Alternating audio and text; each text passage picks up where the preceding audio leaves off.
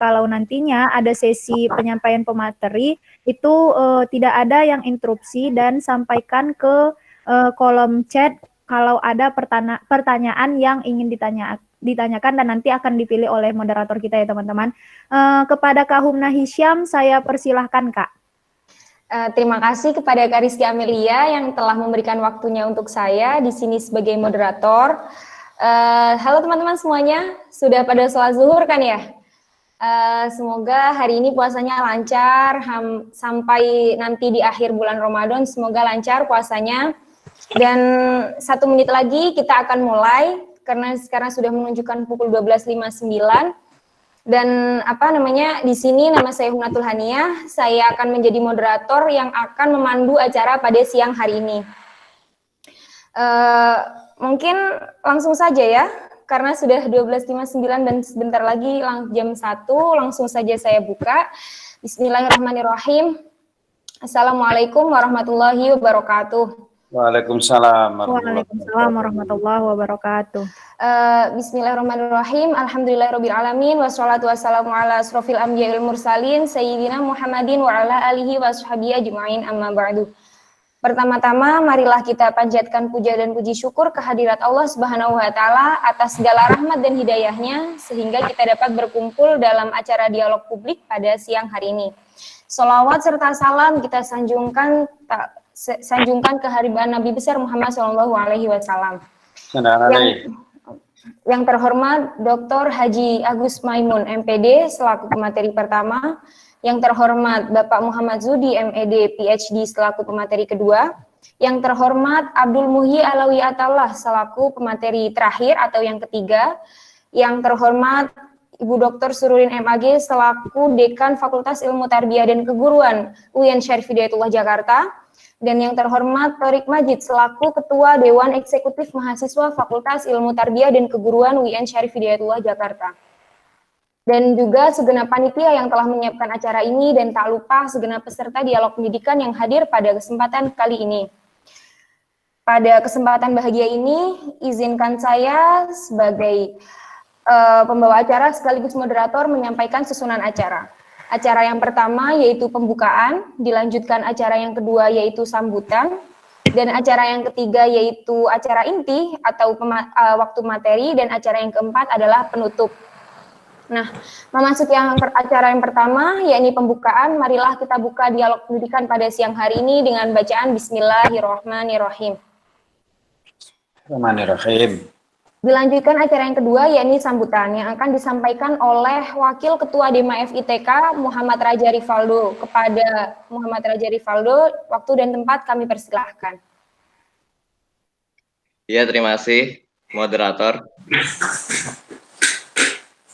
Assalamualaikum warahmatullahi wabarakatuh. Assalamualaikum warahmatullahi wabarakatuh. Alhamdulillahirrabbilalamin wa binasta'in wa la umuri dunya waddin. Wassalatu wassalamu ala asrofil sayyidina Muhammadin wa ala alihi wa sahbihi ajmain amma ba'du. Wa qur rabbi a'udzubika min hamazatis syayatin wa a'udzubika rabbi yahdurun. Rabbi yasir wa la tu'assir ya karim amma banget. Alhamdulillah teman-teman, marilah kita panjatkan puji syukur kita kehadirat Allah Subhanahu wa taala yang alhamdulillah pada kesempatan hari ini kita masih bisa menjalankan dialog pendidikan di seri terakhir ini. Salawat dan salam juga tercurah kepada manusia biasa tapi sangat luar biasa, manusia yang atas izin Allah mampu membawa kita umatnya dari zaman jahiliyah, zaman kegelapan menuju zaman yang terang benderang penuh dengan ridhonya Allah Subhanahu wa taala. Beliau adalah Nabi kita, Nabi besar Muhammad sallallahu alaihi wasallam. Semoga salawat dan salam juga tercurah kepada keluarga, sahabat, dan insya Allah kita pengikutnya yang selalu berusaha istiqomah hingga akhir zaman. Amin ya rabbal alamin. Yang terhormat Dekan Fakultas Ilmu Tarbiyah dan Keguruan Dr. Sururin MAG, yang terhormat juga para pemateri, ada Bapak Muhammad Zudi MED PhD selaku narasumber dari FITK UIN Jakarta. Lalu juga ada Dr. Haji Agus Maimun MPD dari perwakilan FITK sekaligus juga Dekan FITK UIN Malik Ibrahim Malang. Masya Allah, dari Malang alhamdulillah sudah hadir. Terima kasih Bapak. Sama-sama, terima kasih. Yang terhormat juga teman kita yang akan menjadi pemateri juga nanti, Saudara Abdul Muhyi Alawi Atallah selaku Wakil Ketua HMJ jurusan Manajemen Pendidikan yang alhamdulillah sudah hadir semua pematerinya. Dan terima kasih juga buat rekan-rekan DEMA atau BEM Fakultas Ilmu Tarbiyah dan Keguruan UIN Jakarta dan juga UIN Malang yang alhamdulillah pada kesempatan hari ini kita bisa bersinergi bersama-sama dalam dialog pendidikan yang bertemakan era baru pendidikan di Indonesia. Terima kasih buat teman-teman yang sudah hadir, tetap semangat, semoga bisa menikmati dialog pendidikan ini sampai selesai. Kurang lebih mohon maaf dari saya. Terima kasih. Wassalamualaikum warahmatullahi wabarakatuh. Waalaikumsalam warahmatullahi wabarakatuh. Terima kasih kepada Pres Aldo. Dan langsung saja acara selanjutnya adalah acara inti yang paling kita tunggu-tunggu, yaitu penyampaian materi sekaligus diskusi, yang nantinya juga akan ada sesi tanya jawabnya setelah ketiga pemateri menyampaikan materinya. Saudara-saudara yang kami hormati, sebagaimana tercantum pada pengumuman dialog pendidikan DEMA FITK 2020 dalam rangka refleksi Hari Pendidikan Nasional series keempat atau yang terakhir, di mana mengangkat tema era baru pendidikan di Indonesia, perlukah inovasi kurikulum pasca pandemi? Untuk itu, semua tentu sangat membutuhkan informasi sekaligus sebagai upaya penyamaian persepsi sebagaimana yang kita harapkan bersama pada dialog pendidikan kali ini terkait dengan materi yang akan disampaikan oleh penyaji. Oleh karena itu, diharapkan kepada kita semua untuk dapat memperhatikan dan mengikuti diskusi ini dengan sebaik-baiknya. Nah, baiklah, sebelum pemateri menyampaikan materinya, saya sampaikan beberapa ketentuan acara inti kita. Yang pertama, pemateri kami beri waktu untuk penyampaian pengantar diskusi sekaligus pandangan terhadap tema selama 25 menit. Selama pemateri menyampaikan materi, tidak ada interupsi dan pertanyaan teman-teman bisa langsung disampaikan di kolom pesan. Nanti ditanyakan langsung oleh saya kepada pemateri. Setelah 3 pemateri menyampaikan materinya, maka akan dibuka sesi tanya jawab beserta diskusi. Demikian peraturan yang akan kita pakai. Nah, pembicara atau narasumber yang pertama adalah Dr. Haji Agus Maimun MPD. Beliau adalah Dekan Fakultas Ilmu Tarbiyah dan Keguruan UIN Maulana Malik Ibrahim Malang. Sesuai dengan tema kita hari ini, era baru pendidikan di Indonesia, perlukah inovasi kurikulum pasca pandemik? Karena sepertinya yang kita tahu, kurikulum adalah perangkat tiap mata pelajaran dan program pendidikan yang diberikan oleh suatu lembaga yang berisi rancangan pelajaran yang akan diberikan kepada peserta didik dalam satu periode jenjang pendidikan. Tanpa mengulur waktu, langsung saja kepada Bapak Agus kami persilahkan. Terima kasih Mbak Humna ya. Iya Bapak. Oke, terima kasih. Assalamualaikum warahmatullahi wabarakatuh. Bismillahirrahmanirrahim. Alhamdulillahirabbil alamin. Wassalatu wassalamu ala asrofil anbiya'i wal mursalin wa ala alihi wa ashabi ajma'in, amma ba'd. Saya ingin menyapa sahabat saya, Dekan Fakultas Ilmu Tarbiyah dan Keguruan UIN Syarif Hidayatullah Jakarta, Ibu Dr. Sururin, sahabat saya Bapak Dr. Muhammad Zudi, dan teman-teman dari DEMA atau BEM Fakultas Ilmu Tarbiyah dan Keguruan UIN Syarif Hidayatullah Jakarta yang saya cintai.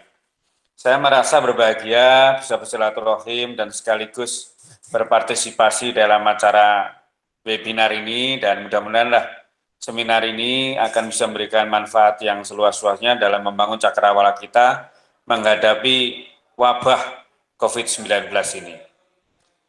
Pertanyaan tadi, perlukah kita melakukan inovasi kurikulum? Saya jawab langsung, memang perlu. Sebenarnya kan begini, kita ini mengalami keterkejutan dalam pendidikan.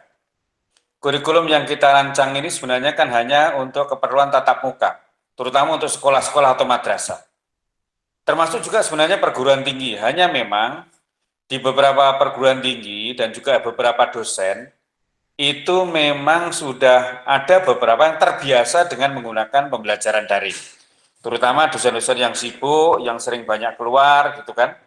Sering banyak acara, ya memang sudah membiasakan untuk sebagian kuliahnya itu dilakukan dengan daring.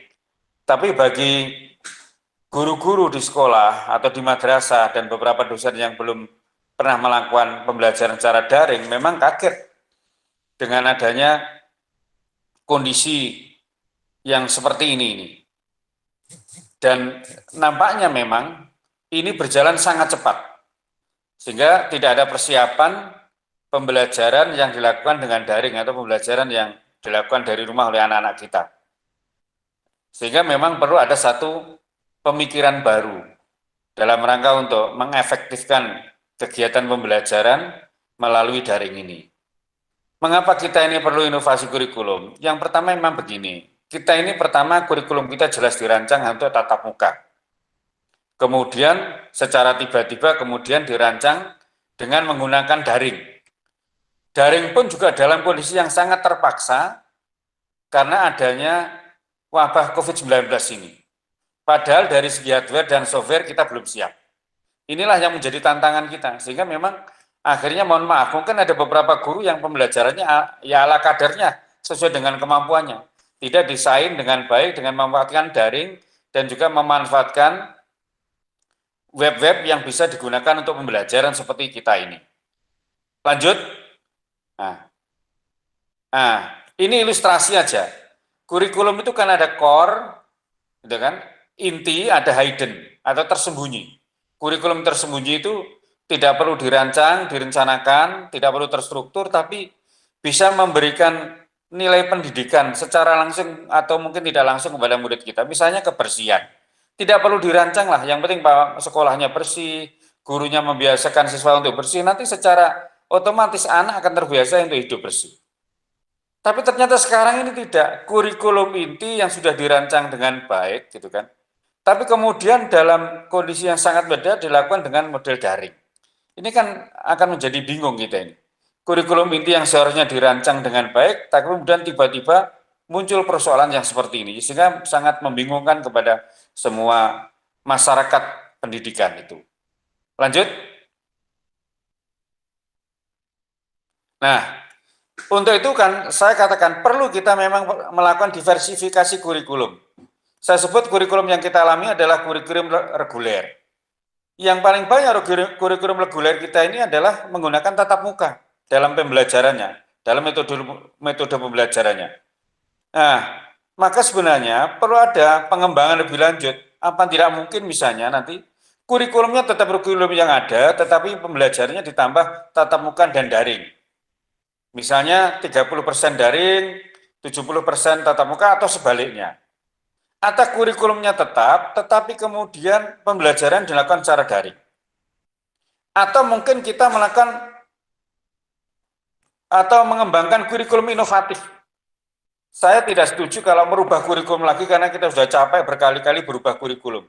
Mungkin kurikulum yang ada itu ditambah sedikit-sedikit, diinovasi supaya lebih baik, terutama dalam metode pembelajarannya, tidak hanya tatap muka, atau mungkin lebih khusus lagi, hanya untuk tatap muka dan daring plus daring. Nah, memang di beberapa kampus, termasuk di Malang, itu memang ketika Mas Menteri Pendidikan dan Kebudayaan memunculkan Merdeka Belajar, kita sudah mulai merancang untuk membuat satu kurikulum yang bisa digunakan untuk daring. Meskipun tidak 100%, waktu itu kita merancang agar 30% daring, kemudian 70% tatap muka. Dengan penataan mata kuliah dan seterusnya. Dengan itu diharapkan bahwa nanti kurikulum yang kita rancang itu memang sesuai dengan kebutuhan orang-orang yang sibuk, orang-orang yang tidak bisa tatap muka, sekaligus mengefektifkan penggunaan ruang belajar. Sehingga mahasiswa bisa belajar dari rumah, misalnya ketika hujan, atau ketika ada apa-apa, bisa belajar dari rumah secara fleksibel. Demikian juga dosen tidak harus terikat oleh waktu, harus datang ke kampus dan seterusnya, bisa juga mengajar dari rumah dengan menyiapkan materi yang sudah dirancang dengan baik. Sehingga pembelajaran tetap mencapai tujuan pendidikan atau tujuan pembelajaran yang telah ditetapkan sebelumnya. Ini sebenarnya tawaran kita, jadi memang kita perlu melakukan inovasi kurikulum atau melahirkan kurikulum yang inovatif yang mampu untuk mengatasi berbagai problem yang berkembang pada masyarakat seperti sekarang ini. Ya, ini mengakomodasi kepentingan tatap muka dan daring atau mungkin juga daring secara keseluruhan. Tetapi kalau daring secara keseluruhan atau 100% daring, misalnya kalau kita tatap muka 16 kali, nampaknya juga kurang tepat. Gitu ya. Menurut saya tidak terlalu tepat lah. Dan saya juga tidak terlalu setuju, memang ada sekali-kali untuk tatap muka. Baik kepada mahasiswa, apalagi kepada siswa kita. Sebab membangun karakter, membangun akhlak tidak mungkin hanya dengan daring, tetapi harus dengan tatap muka. Kalau perguruan tinggi, mungkin sudah tidak perlu lagi dibutuhkan pembentukan karakter secara ketat seperti yang terjadi di sekolah-sekolah itu. Tetapi bagaimanapun juga tatap muka itu tetap menjadi penting di dalam proses pembelajaran, terutama di lingkungan kita berpendidikan keagamaan Islam ini. Lanjut. Nah, bagaimanapun juga kalau kita mengembangkan kurikulum yang inovatif, kita tidak bisa meninggalkan prinsip umum atau prinsip khusus daripada pengembangan kurikulum. Saya kira ini memang harus tetap kita lakukan agar produk dari kurikulum yang kita rancang akan memberikan hasil yang optimal. Ya. Jadi tetap menggunakan prinsip kurikulum. Kemudian juga kita bisa menggunakan beberapa pendekatan pengembangan kurikulum. Bisa pendekatan humanistik atau memanusiakan manusia. Kenapa memanusiakan manusia? Karena begini, dulu pernah ada satu cerita sejarah tentang media pembelajaran, munculnya namanya dehumanisasi, era dehumanisasi, di mana kehadiran guru dianggap tidak penting, karena semua pembelajaran digantikan dengan media. Sehingga siswa sendiri merasa belajar dengan media sudah cukup, tidak harus kehadiran guru. Sehingga nilai kewibawaan guru itu hilang, sehingga muncullah namanya dehumanisasi. Maka kemudian ada tawaran, penggunaan media itu tidak cukup hanya siswa berhadapan dengan media, tetapi bagaimana media itu harus ada kehadiran guru. Artinya guru dengan media. Media tetap kita posisikan sebagai alat, bukan sebagai tujuan. Nah, maka pembelajaran memanusiakan manusia menjadi penting, termasuk isi-isi kurikulum yang tercantum di dalamnya, bagaimana memanusiakan manusia, menghargai harkat dan martabat manusia. Nah, atau mungkin juga menggunakan pendekatan subjek akademik dengan mengacu pada disiplin keilmuan, sistematika keilmuan, dan seterusnya itu. Kemudian juga pendekatan teknologi atau berdasarkan analisis kompetensi, seperti yang terjadi sekarang ini. Kebutuhan siswa itu apa, kompetensi apa yang kita butuhkan. Dari situlah kemudian disusun kurikulum dan begitu seterusnya. Nah, atau mungkin menggunakan pendekatan rekonstruksi sosial.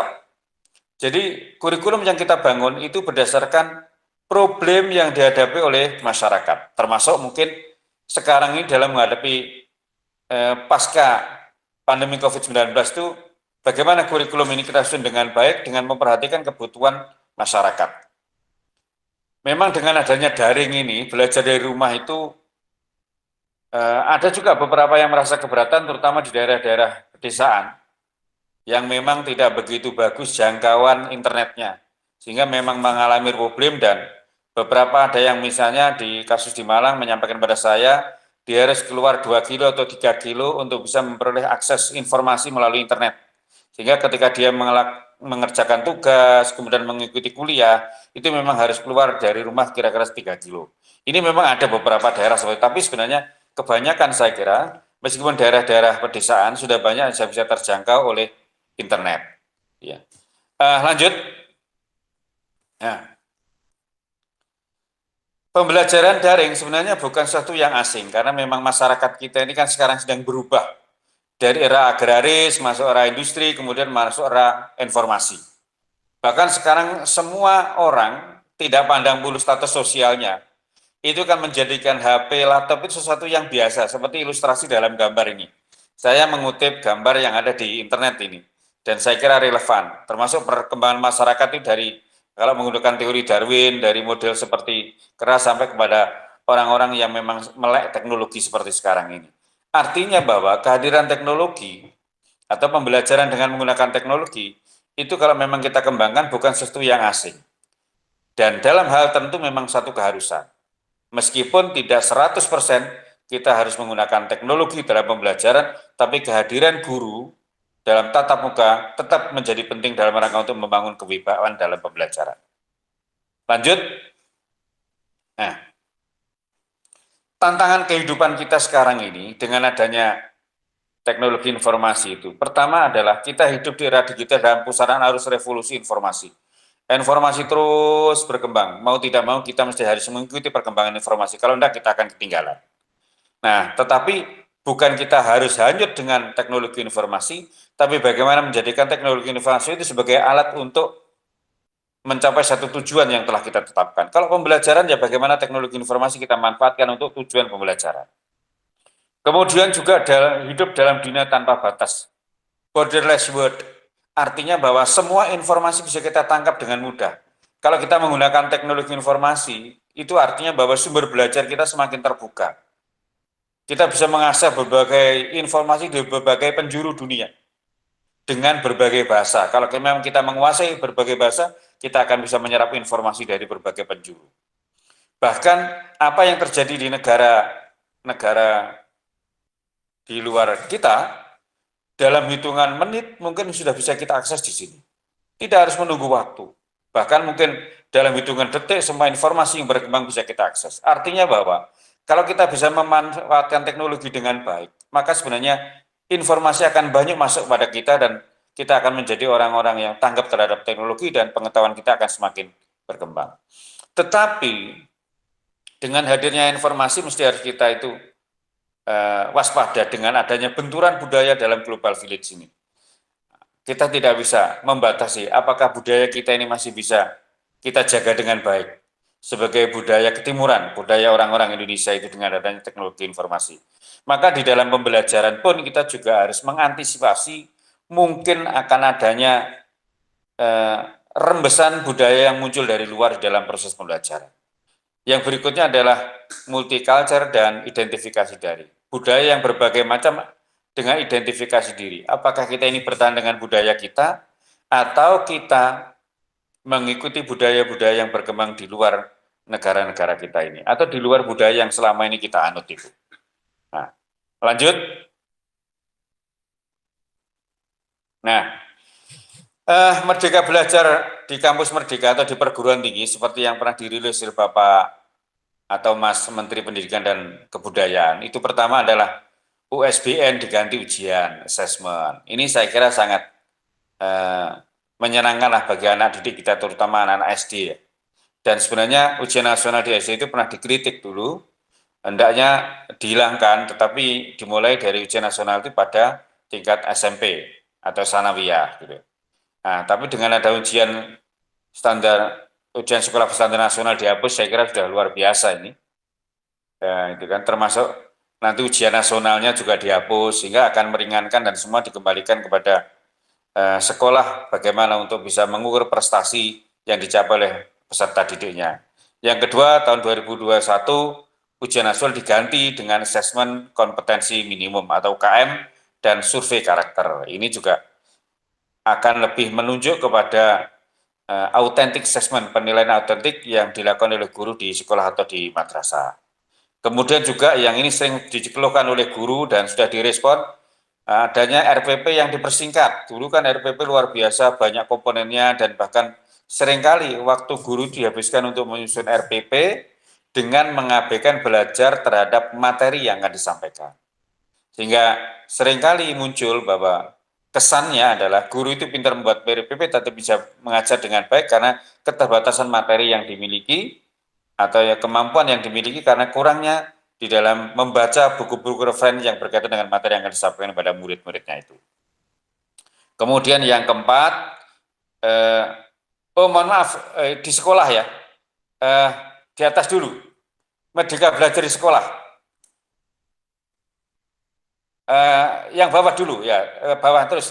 Nah ini, kemudian juga zonasi PPDB lebih fleksibel. Ini sekarang juga banyak sekali orang yang menjadi keluhan gitu, yang anak-anak pinter yang ingin masuk ke satu sekolah yang bagus karena memang bukan zonnya sehingga tidak bisa masuk, dan saya kira ini kebijakan yang bagus. Nah, berikutnya adalah kemudian Merdeka Belajar di perguruan tinggi.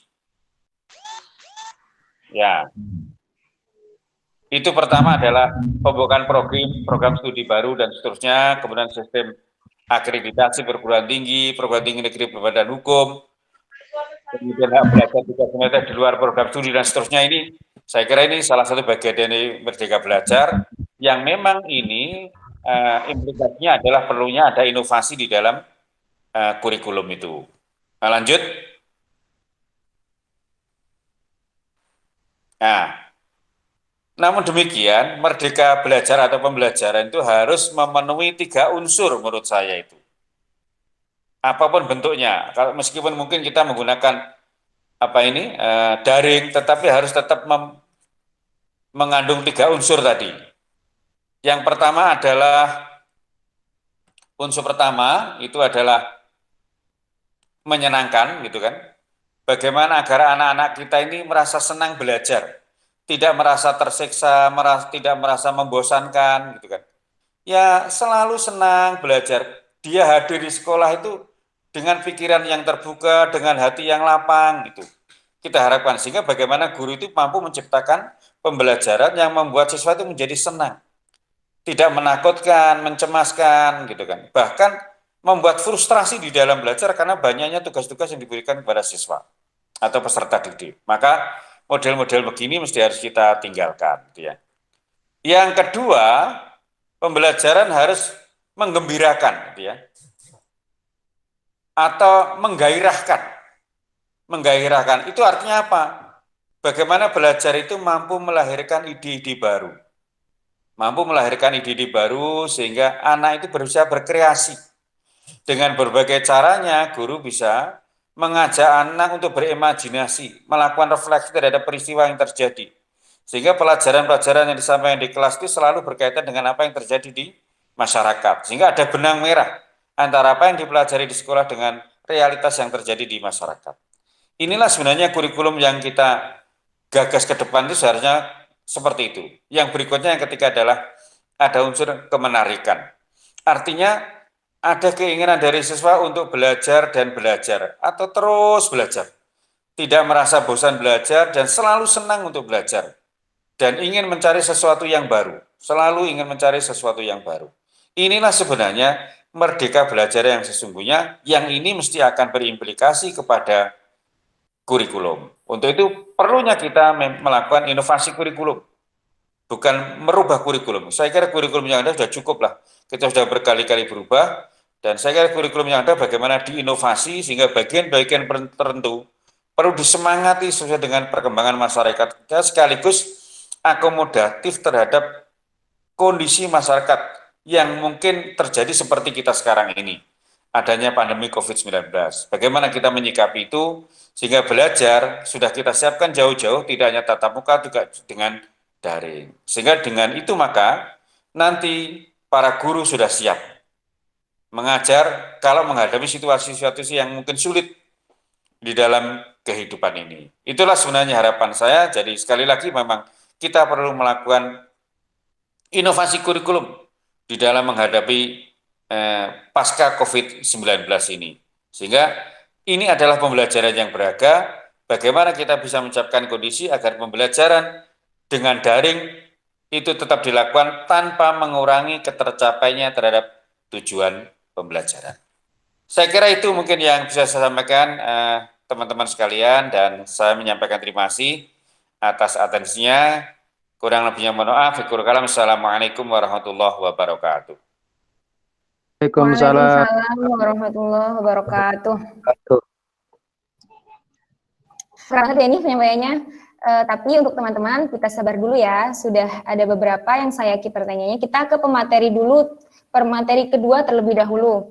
Nah, pemateri yang kedua adalah Bapak Muhammad Zuhdi, MED, PhD, yang akan menyampaikan pandangan dari segi dosen tentang tema kita, yaitu era baru pendidikan Indonesia, perlukah inovasi kurikulum pasca pandemik.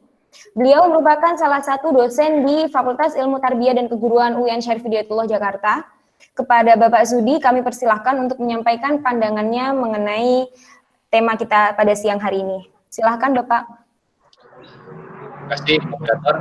File saya bisa dibayangkan.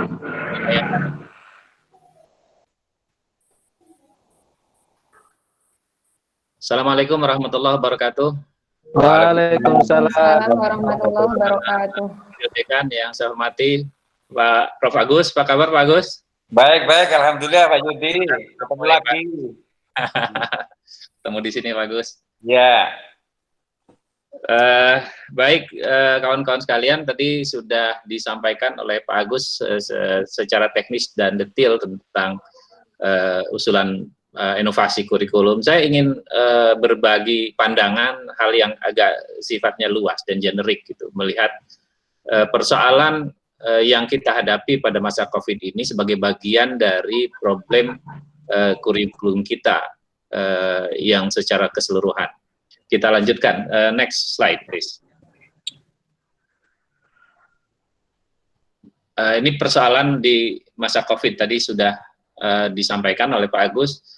Ada belajarnya di rumah, karena belajar di rumah ada penyederhanaan konten, ada fleksibilitas waktu, ada perubahan peran guru, ada perubahan pola belajar, termasuk juga mengajar karena peran guru itu. Kemudian ada perubahan media belajar, tadi juga disampaikan media belajarnya dari yang tatap muka langsung menjadi 100% online. Kemudian juga ada peran orang tua. Kita melihat ini yang saat ini terjadi, dan ini tidak by design, by accident sebetulnya. Kita dipaksa untuk melakukan ini. Kita dipaksa untuk melakukan belajar di rumah. Kita dipaksa untuk melakukan penyederhanaan konten. Kita dipaksa untuk belajar dengan waktu yang fleksibel, karena beberapa orang tua itu bilang punya laptop cuma satu di rumah, punya komputer cuma satu, yang belajar 5 orang anaknya. Jadi ya belajarnya harus gantian, walaupun online-nya bareng-bareng. Jadi ada yang ya gantian dan seterusnya. Bahkan ada dosen yang untuk ngajar saja dia harus gantian sama anaknya, karena kalau bareng semua kuotanya tidak cukup dan tidak kuat. Kemudian ada perubahan peran guru yang selama ini berhadapan langsung dengan siswa, memberikan materi, menyampaikan bahan ajar dan seterusnya. Begitu juga dosen, itu perannya berubah menjadi content provider, memberikan konten, memberikan link kepada peserta didik, baik siswa maupun mahasiswa. Ada perubahan pola belajar. Perubahan pola belajar terjadi ketika siswa yang biasanya datang ke sekolah, mahasiswa yang biasanya datang ke kampus, berinteraksi dengan guru secara live, secara langsung, sehingga kelihatan motivasinya dan lain-lain, menjadi belajar di rumah yang motivasinya bisa up and down. Yang kita tidak tahu ketika berhadapan di laptop dengan gurunya, dengan dosennya itu sebetulnya sedang mengerjakan apa dan situasi di rumahnya sedang bagaimana. Jadi pola belajarnya berubah. Media apalagi, media sudah jelas. Medianya berubah dari yang face to face, offline menjadi online. Perubahan media ini kemudian menjadi semacam euforia. Saya lihat di awal-awal baik oleh guru maupun dosen. Euforianya banyak dosen dan guru yang merasa sudah menguasai, memahami teknologi pembelajaran tertentu, merasa punya kesempatan untuk show off penguasaan teknologinya itu menggunakan aplikasi pembelajaran yang canggih. Akibatnya tidak disadari kapasitas fasilitasnya tidak memadai. Mahasiswa mungkin kuotanya tidak cukup, apalagi kalau pakai aplikasi yang makan kuota besar, itu baru setengah jam sudah habis. Kemudian jaringannya juga tidak merata, sehingga yang canggih-canggih itu ternyata tidak terlalu efektif dan hanya menjangkau sebagian orang saja. Belum lagi tentu keterbatasan orang tua, keterbatasan keluarga, keterbatasan jaringan, mahasiswa tidak semuanya berada di kota, walaupun UIN Jakarta, tapi mahasiswanya sudah menyebar di mana-mana, kapasitas terbatas. Nah, yang juga menjadi persoalan adalah peran orang tua, karena banyak orang tua ya ketika anaknya belajar di rumah, ya orang tua jadi stres karena orang tua pekerjaan rumahnya nambah yang sehari-hari gitu ya. Kemudian harus berperan juga sebagai guru, karena guru hanya memberikan instruksi saja, ngasih di WA grup kasih tugas ini dan seterusnya. Orang tua yang harus berinteraksi langsung dengan anaknya. Kalau anaknya cuma 1, 2, mungkin masih kepegang. Kalau anaknya 3, 4 yang semuanya harus sekolah online bersamaan, semuanya harus di bawah bimbingan orang tua, ya orang tuanya kewalahan juga. Nah, ini ada persoalan-persoalan yang kita alami, dan ini ternyata bukan hanya fenomena di Indonesia, itu fenomena global, dan kita lihat respons lokalnya seperti apa. Tadi saya sudah gambarkan respon sekolah kita bagaimana, guru-guru kita bagaimana, orang tua kita bagaimana. Nah, sekarang kita lihat problem kurikulum.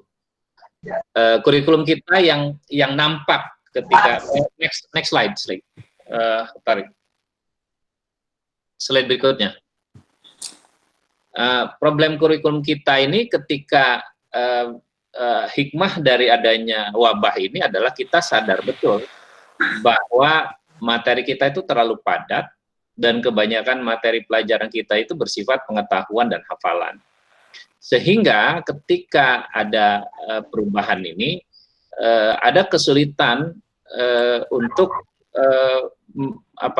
untuk mengganti atau mengubah metode penyampaiannya, karena hanya terbiasa dengan metode penyampaian materi di kelas, baik itu melalui ceramah, atau active learning, diskusi, kemudian problem solving, macam-macam. Tapi metodenya adalah metode tatap muka. Nah, begitu di samping metodenya terbatas, ternyata tidak semua materi itu available online. Memang banyak materi-materi belajar yang online di internet, baik itu di sumber-sumber belajar. Ya. Nah, tapi ternyata tidak semua materi tersedia available. Kalaupun ada, Gambarnya kok nggak keluar nih?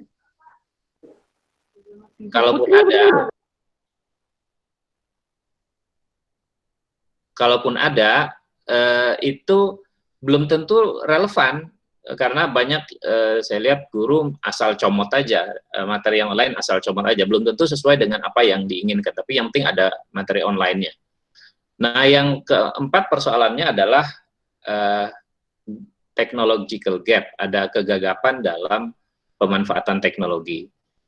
Kenapa gagap? Karena fasilitasnya tidak memadai, baik hardware-nya maupun jaringannya. Tidak semua tersedia dengan baik. Kemudian terlalu banyak pilihan. Jadi ada mahasiswa yang menyampaikan itu ada satu dosen yang tiap minggu berubah aplikasi pembelajarannya. Kadang pakai Zoom, kadang pakai Google Meet, kadang pakai Quizzes, macam-macam. Yang mahasiswa kan harus mendownload lagi aplikasinya, sehingga agak membingungkan. Dan nah, ini yang juga banyak terjadi keluhan nih di kalangan mahasiswa dan siswa. Karena dosen dan guru tidak ketemu langsung dengan mahasiswa dan siswanya, maka yang paling mudah adalah memberikan tugas, kasih tugas. Kalau mahasiswa satu semester ngambil 8 mata kuliah, banyak juga yang di atas 10 mata kuliah. Terbayang kalau semuanya memberikan tugas, biasanya tugasnya gantian. Ini sekarang semuanya ngasih tugas individual. Jadi satu orang mahasiswa bisa mengerjakan 10 tugas dalam 1 minggu, dan itu harus diserahkan numpuk. Begitu juga terjadi dengan sekolah. Banyak orang tua mengeluh karena siswanya itu atau anaknya itu terlalu banyak tugas dari gurunya. Gurunya hanya mau tahu report dari siswanya. Nah, ini persoalan problem kurikulum kita yang terjadi ketika masa COVID itu. Nah, secara umum, slide berikutnya. Nah, ini agak besar saya bicaranya. Persoalan utama dari kurikulum kita itu adalah pendidikan kita tidak punya narasi besar. Pendidikan kita itu mau dibawa kemana? Dalam bahasa Neil Postman, itu dia agak, ini bahasanya itu, we have to have God in education, kata Neil Postman. Ada sebuah tujuan besar dalam pendidikan yang harus dicapai secara bersama-sama. Dan pendidikan kita itu nampaknya sekarang agak kurang terarah. Saya akan bicara tentang ini lebih lanjut pada slide berikutnya, tapi ini satu poin. Kemudian materinya terlalu padat, kebanyakan lower order thinking. bersifat hafalan dan pengetahuan saja. Sehingga ketika ada pemadatan materi, ada yang hilang, itu mahasiswa sulit, dan siswa sulit, guru juga kesulitan. Mana yang harus dikurangi, mana yang harus dihilangkan, itu dianggap penting. Nah, karena materinya padat, sehingga guru ketika mengajar lebih fokus kepada bagaimana mahasiswa menguasai materi. Jadi lebih kepada learning to know, bukan bagaimana mencari informasi, mencari metode yang lebih menyiapkan siswa untuk bisa belajar secara mandiri, memilih informasi, menseleksi informasi, dan memahami informasi, sehingga mahasiswa itu punya sumber yang beragam gitu. Karena learning to know, mahasiswanya akhirnya hanya berharap apa yang ada dari gurunya, dan materi terlalu banyak. Nah, perusahaan lain dari kurikulum kita adalah ini tadi disinggung oleh Pak Agus, adanya jarak yang terkadang terlalu besar antara desain kurikulum dengan implementasinya. Kurikulum kita itu selalu bagus sekali karena yang dibuat itu pakar, yang membuat itu pakar itu sudah didiskusikan oleh banyak pakar, kemudian diuji publik secara nasional, diberi feedback, kemudian direvisi dan seterusnya. Jadi secara konseptual kurikulum kita itu sudah sangat bagus kontennya, tetapi desainnya, tetapi desain ini seringkali tidak mempertimbangkan keterbatasan kekhususan lembaga pendidikan. Jadi ketika diimplementasi ternyata tidak nyambung. Apa yang ada di benak pembuat kurikulum itu tidak sama dengan apa yang dipahami oleh guru, sehingga apa yang diinginkan itu tidak nyambung. Misalnya kurikulum 2013 itu menghendaki scientific approach. Nah, belum tentu guru itu paham scientific approach itu apa. Mungkin belajar metodenya, tapi substansi scientific approach itu apa, dan apa implikasinya terhadap model pembelajaran, terhadap cara mengajar, terhadap cara siswa belajar. Kalau filosofinya tidak dipahami, dan itu harus mengubah mindset guru. Kalau mindset guru tidak berubah, dia masih berpikir pola yang lama, karena kebanyakan berubah desain, kontennya kan tidak berubah. Guru merasa kontennya tidak berubah, dia sudah paham konten itu, ya dia hanya akan melanjutkan saja. Merubah mindset itu bukan hal yang mudah. Nah, yang terjadi karena adanya jarak antara desain kurikulum dengan implementasinya.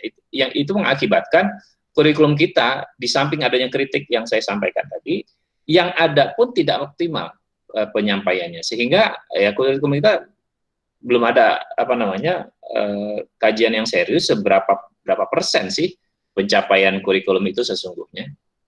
Nah, akibat dari persoalan-persoalan itu, slide berikutnya, karena tidak ada narasi besar itu, lembaga pendidikan memiliki orientasi yang berbeda-beda.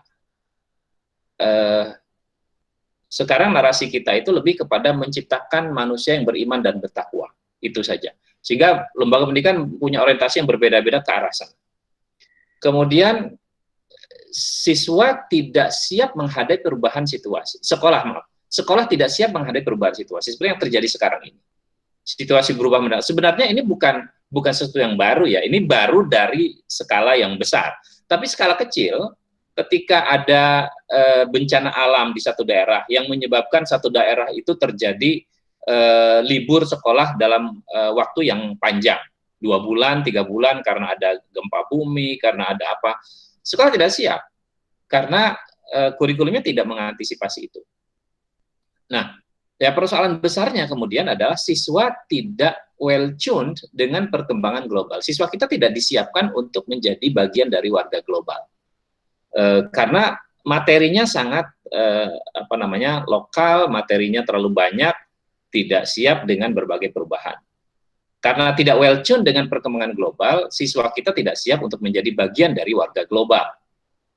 Kita selalu bangga dengan Indonesia sebagai bangsa yang besar, bangsa yang banyak penduduknya, kaya akan sumber daya alam, kaya akan kebudayaan, kaya akan tradisi adat istiadat. Tetapi coba lihat poin yang terakhir, kontribusi Indonesia sangat kecil terhadap perkembangan global. Kalau kita lihat misalnya migrasi tenaga kerja. Kita banyak mengekspor tenaga kerja, tapi levelnya menengah ke bawah, lebih banyak bawahnya daripada ke atasnya. Kita banyak mengimpor tenaga kerja, impor tenaga kerja kita itu menengah ke atas. Nah, kontribusi kita terhadap perkembangan global itu sangat kecil. Kenapa? Karena kita tidak berpikir global. Siswa kita tidak diajak berpikir global, sehingga siswa kita tidak well tuned dengan perkembangan global. Nah, oleh karena itu, saya berikutnya, slide berikutnya ingin memberikan sumbang saran bagaimana supaya kurikulum kita itu punya narasi besar. Narasinya adalah kalau di masa Orde Lama itu Bung Karno mengatakan pentingnya nations and characters buildings, kepada masa Orde Baru Soeharto itu mengedepankan nasionalisme, penyeragaman, warga negara, warga bangsa. Pada era reformasi agak kabur, tapi kira-kira pendidikan kita itu berbasis standar, semuanya distandarkan, sampai ada ujian distandarkan. Nah, mestinya sudah mengarah kepada langkah berikutnya, kita harus mengarahkan narasi kurikulum kita itu bagaimana memfasilitasi siswa kita, mahasiswa kita menjadi warga dunia, bukan hanya citizens of Indonesia, tapi global citizen. Dan itu punya implikasi besar, nanti akan saya jelaskan lebih lanjut. Nah, untuk itu perlu ada penyederhanaan konten. Kontennya tidak terlalu laden, tidak terlalu berat, tetapi disederhanakan. Yang lebih penting adalah fokus pada proses, learning how to learn. Bagaimana siswa diberikan kail, diberikan kemampuan untuk bisa mengembangkan diri. Jadi ketika dia selesai belajar, selesai proses belajar di sekolah, semangat untuk belajarnya itu tidak berhenti karena dia diberikan modal untuk belajar. Oleh karena itu perlu ada benchmarking terhadap pendidikan global dengan memaksimalkan potensi lokal. Tentu ini nanti akan bisa disalahartikan dengan seolah-olah mau internasionalisasi dan semuanya berbau luar. Bukan itu poinnya. Poinnya adalah bagaimana memaksimalkan potensi lokal, jati diri bangsa kita itu menjadi kekuatan untuk bisa melihat pertarungan di dunia yang lebih besar. Karena itu perlu ada yang disebut sebagai global citizenship education. Jadi semua bidang pendidikan agama, bagaimana pendidikan agama itu bisa mengarahkan siswa, mahasiswa menjadi bagian dari warga global. Pendidikan warga negara itu menyadarkan mahasiswa dan siswa terhadap tanggung jawabnya terhadap negara dan tanggung jawabnya terhadap warga global. Pendidikan IPA, matematika, dan sains semua melihat apa yang terjadi di dunia ini dan bagaimana kita bisa menjadi bagian dari diskusi warga dunia. Nah, ada beberapa hal penting yang menurut saya perlu diperhatikan kalau kita ingin men-share tentang pendidikan yang mengarah kepada global citizen ini. Pertama, bagaimana menyiapkan siswa adalah untuk siap terhadap perubahan, adaptable to change. Siswa siap berubah, menghadapi perubahan, termasuk juga sekolahnya, termasuk juga gurunya, termasuk juga kurikulumnya. Kalau ada, saya kira ini sebuah warning ya, karena saya yakin ke depan akan ada kasus lagi, mudah-mudahan tidak separah dan tidak sedramatis sekarang, tapi pasti ada sesuatu yang memaksa kita untuk berubah. Nah, seberapa siap kita dengan perubahan itu? Sebagai warga global, siswa harus diajak untuk bisa respect terhadap perbedaan, menghargai perbedaan pendapat, perbedaan pandangan, tidak sedikit-sedikit. Jadi diskusi kita itu kadang-kadang sekarang ini agak menyeramkan. Jadi orang diskusi arahnya kepada penghakiman atau justifikasi, lalu sulit orang untuk berbeda pendapat.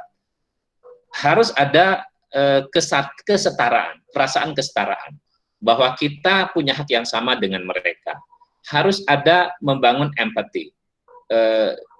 Orang itu tidak semuanya selalu berada di atas, orang itu tidak semuanya berada di level menengah ke atas, tapi juga ada orang yang tidak seberuntung kita. ada orang yang perlu perhatian.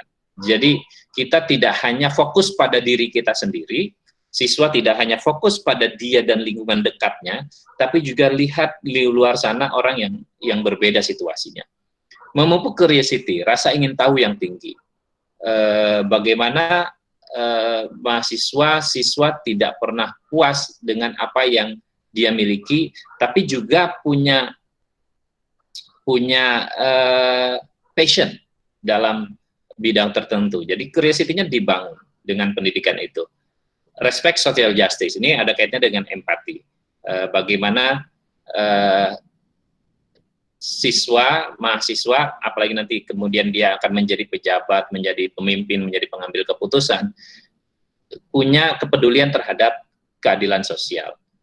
Dan yang tidak kalah pentingnya adalah environmental awareness, kesadaran akan lingkungan yang terus mengalami perubahan. Nah, ini isu-isu penting yang harus di-cover dalam kurikulum, baik secara langsung maupun secara cross subject. Jadi bisa saja tema-tema ini menjadi bagian dari subjek-subjek yang ada dalam kurikulum, sehingga kurikulum itu tidak semata-mata menyampaikan materi, tapi juga memberikan values dan skills yang dibutuhkan siswa untuk survive sebagai warga global. Itu yang bisa saya sampaikan, sumbang saran saya, mudah-mudahan ada manfaatnya. Terima kasih. Assalamualaikum warahmatullahi wabarakatuh. Waalaikumsalam warahmatullahi wabarakatuh. Gimana nih teman-teman ya? Semakin greget ya, karena memang ini tuh adalah suatu materi yang sangat menarik gitu. Dan selanjutnya kita dengarkan dulu pendapat terakhir dari perwakilan mahasiswa, yaitu mengenai tema kita, yaitu mengenai era baru pendidikan di Indonesia, perlukah inovasi kurikulum pasca pandemi, oleh Abdul Muhyi Alawi Atauloh.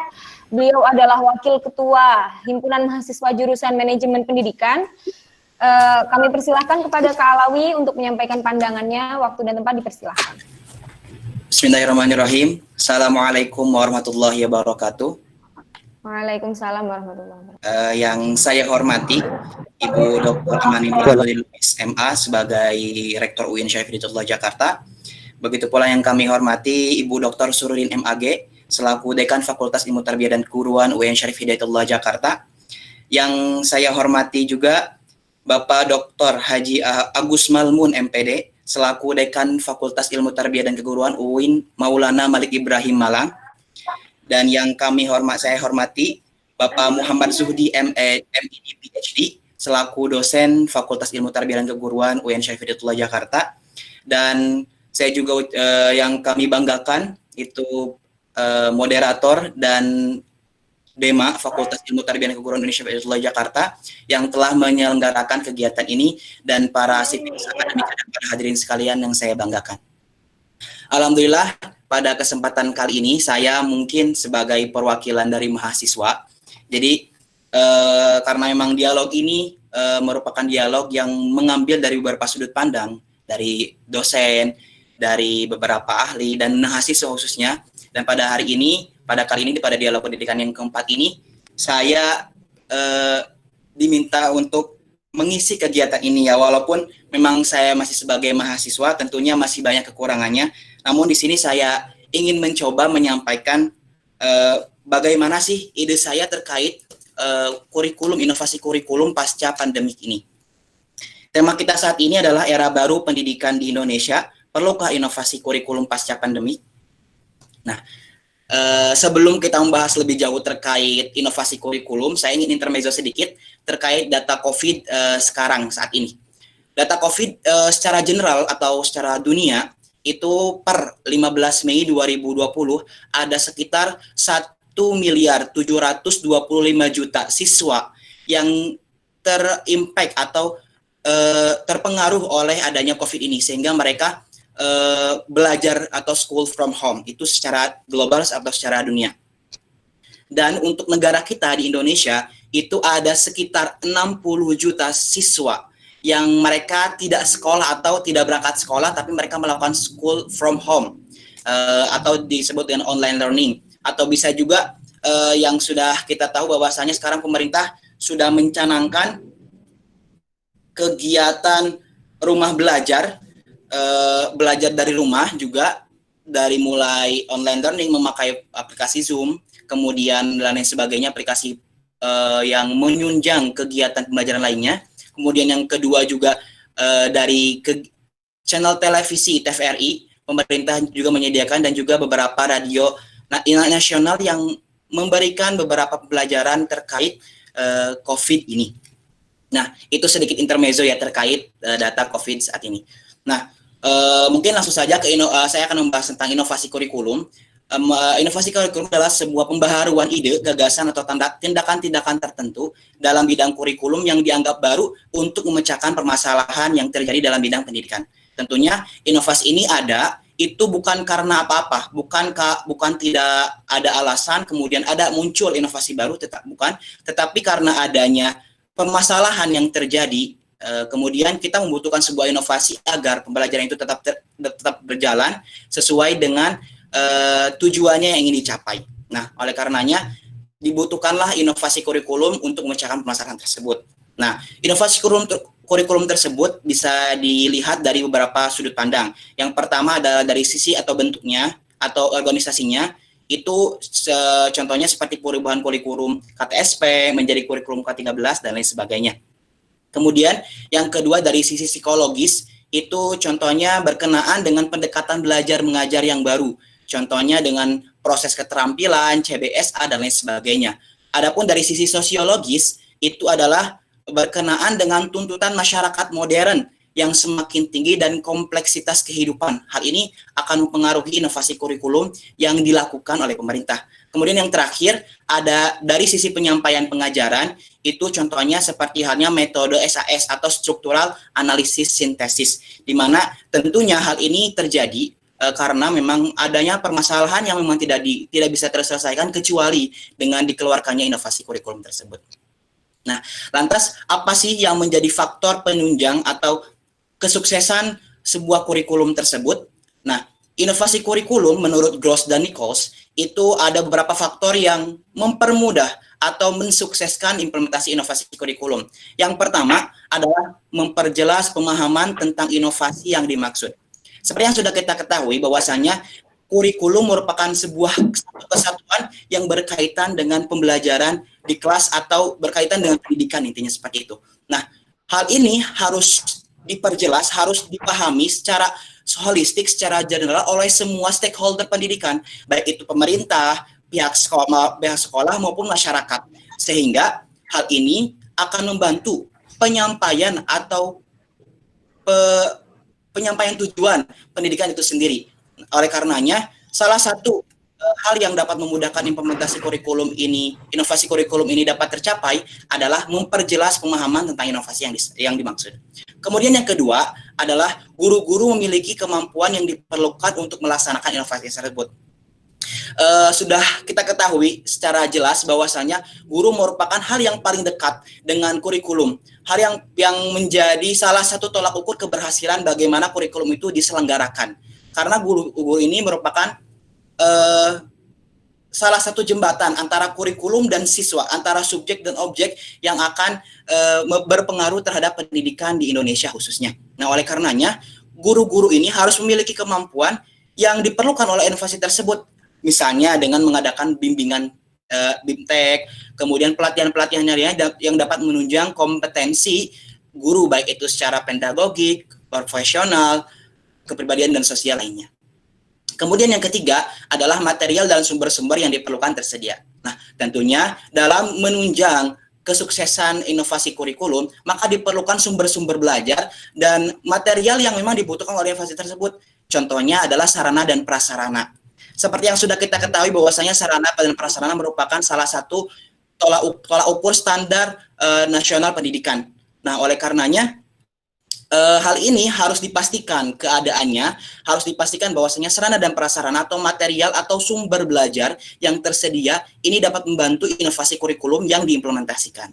Kemudian yang keempat adalah susunan organisasi cocok dengan inovasi. Tentunya tidak mungkin inovasi berjalan tanpa adanya susunan organisasi yang cocok. Oleh karenanya harus menyusun organisasi yang cocok dengan inovasi kurikulum tersebut. Dan yang terakhir adalah personel sekolah bersedia untuk mencurahkan waktu dan tenaganya untuk keperluan tersebut.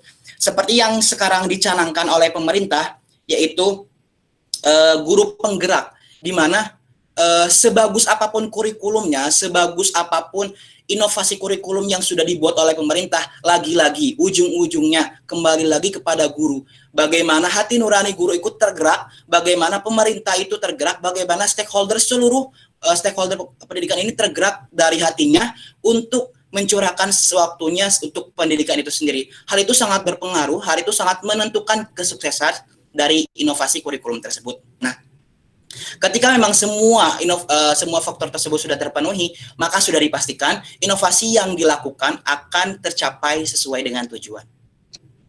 Nah, lantas kita kembali ke tema, perlukah inovasi kurikulum pasca pandemik ini? Saya jawab sesuai dengan apa yang sudah disampaikan oleh Bapak Dekan dan Pak Agus dan Pak Zuhdi.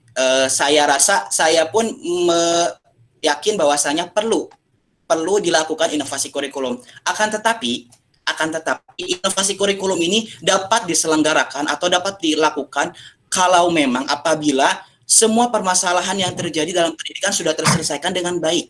Nah, di sini ada beberapa permasalahan yang memang terjadi saat ini. Contohnya adalah perkembangan sosial dan ekonomi. Yang pertama adalah pemerintah dapat memastikan perkembangan sosial dan ekonomi sudah stabil. Seperti yang dinyatakan oleh UNICEF, bahwasanya keadaan pandemik ini sangat berpengaruh terhadap semua aspek kehidupan, salah satunya adalah pendidikan. Bagaimana pandemi ini sangat berpengaruh terhadap pendidikan, bahkan UNICEF sendiri berkata seperti ini, missing long periods of learning is likely to prevent many students from meeting grade level, knowledge, and skill expectation, putting Indonesia's social and economic development at risk. Jadi artinya itu UNICEF memprediksi bahwasanya adanya pandemik ini atau adanya proses pembelajaran dari rumah ini akan berpengaruh besar terhadap perkembangan sosial ekonomi masyarakat Indonesia. Karena sudah kita ketahui bahwasanya dengan adanya pandemik ini semua mata tertuju pada adanya kesenjangan antara kita semua di seluruh negara Indonesia. Pasti karena adanya pandemik ini terlihat bagaimana si daerah terpencil mereka tidak bisa mendapatkan pendidikan dengan baik atau online learning, dan bagaimana daerah lainnya terlihat kesenjangan yang terjadi. Oleh karenanya hal ini harus dipastikan stabil dulu. Kenapa? Karena ketika memang semuanya stabil, itu lagi-lagi pemerintah akan mudah untuk mengimplementasikan inovasi kurikulum yang diharapkan. Kemudian yang kedua, permasalahan yang terjadi adalah permasalahan yang harus diselesaikan adalah meningkatkan kesejahteraan dan kompetensi tenaga pendidik dan kependidikan. Tentunya kesejahteraan guru harus dijadikan sebagai titik fokus dari pemerintah itu sendiri. Kenapa? Karena memang guru ini merupakan seseorang yang sangat berjasa untuk kehidupan kita. Bagaimana bisa guru mendidik kita dan menjadikan kita sebagai seseorang saat ini gitu. Tanpa adanya guru kita tidak mungkin bisa menjadi seseorang saat ini. Oleh karenanya pemerintah seharusnya menjadikan guru ini, kesejahteraan guru ini merupakan titik fokus untuk menyelesaikan semua problematika yang ada dalam pendidikan tersebut. Tak hanya itu, kompetensi tenaga pendidik atau kependidikan pun harus diperhatikan. Saya kaget ketika saya melihat data yang dinyatakan oleh Kemendikbud. Di sini data hasil ujian kompetensi guru dari semua jenjang pendidikan, baik itu SD, SMP, SMA, ataupun dari segi kompetensi pedagogik dan profesionalnya, di sini menunjukkan bahwasanya tidak ada satu daerah pun di seluruh Indonesia yang mencapai 80% kemampuan kompetensi guru atau mendapatkan 80% hasil dari ujian kompetensi guru. Hal ini sangat membuat saya kaget sebenarnya, karena memang berarti memang kompetensi guru ini harus menjadi salah satu titik fokus pemerintah juga, bagaimana pemerintah dapat melakukan peningkatan kompetensi guru, baik itu dari segi pedagogik, profesional, kepribadian dan sosial. Nah, hal inilah yang memang membuktikan bahwasanya memang kompetensi guru di Indonesia ini masih belum berada di atas presentasi 80% bahasa seperti itu. Karena di sini Jakarta pun hanya sekitar kurang lebih bisa sampai, mungkin ada yang sampai 70%, itu pun untuk SMA, tapi selebihnya itu di bawah 70%. Hal inilah yang harus menjadi salah satu problematika yang diselesaikan oleh pemerintah dalam menyelesaikan atau menyukseskan inovasi kurikulum yang akan dilakukan oleh pemerintah nanti ke depannya. Kemudian yang ketiga adalah pemenuhan sarana dan prasarana sekolah. Seperti yang sudah kita ketahui bahwasanya yang poin pertama itu disebutkan bahwasanya material dan sumber belajar itu harus tersedia ketika memang inovasi itu ingin diselenggarakan. Nah, pemenuhan sarana dan prasarana di sekolah itu memang sangat harus diperhatikan oleh pemerintah. Bagaimana bisa sebuah inovasi diimplementasikan, akan tetapi sarana dan prasarana belum memadai, akan tetapi sarana prasarana di lembaga pendidikan pun masih belum tercukupi. Pastinya hal ini akan berpengaruh terhadap pencapaian tujuan dari pendidikan itu sendiri. Kurikulum yang ingin dituju, tujuan kurikulum yang ingin dicapai tidak akan mudah untuk tercapai. Karena apa? Karena sarana prasarana atau material dan sumber belajar yang dibutuhkan dalam inovasi tersebut, yang dibutuhkan oleh lembaga sekolah tersebut tidak dapat didapatkan dengan baik. Kemudian yang keempat itu adalah melalui perencanaan yang berdasarkan analisis yang tepat. Tentunya ketika memang ingin melaksanakan analisis, pastinya itu harus melalui analisis yang tepat. Dan saya yakin bahwasanya pemerintah saat ini mempunyai ahli analisis yang sangat tepat dalam masalah pendidikan. Akan tetapi lagi-lagi implementasi yang menjadi permasalahan kurikulum ini. Bagaimana kurikulum itu didesain dengan baik, akan tetapi implementasi kurikulum yang kurang baik, kurang maksimal, pada akhirnya itu berpengaruh terhadap hasil pendidikan itu sendiri. Nah, oleh karenanya perencanaan ini harus benar-benar holistik, harus benar-benar menyeluruh, tidak sampai ada yang tertinggal baik itu secara konsep maupun secara implementasi. Karena ada sebuah pepatah yang mengatakan bahwasanya jangan sampai gagal merencanakan, karena hal itu seolah-olah merencanakan kegagalan. Jadi tentunya analisis ini sangat penting dalam pengimplementasian kurikulum pasca COVID 2019 ini.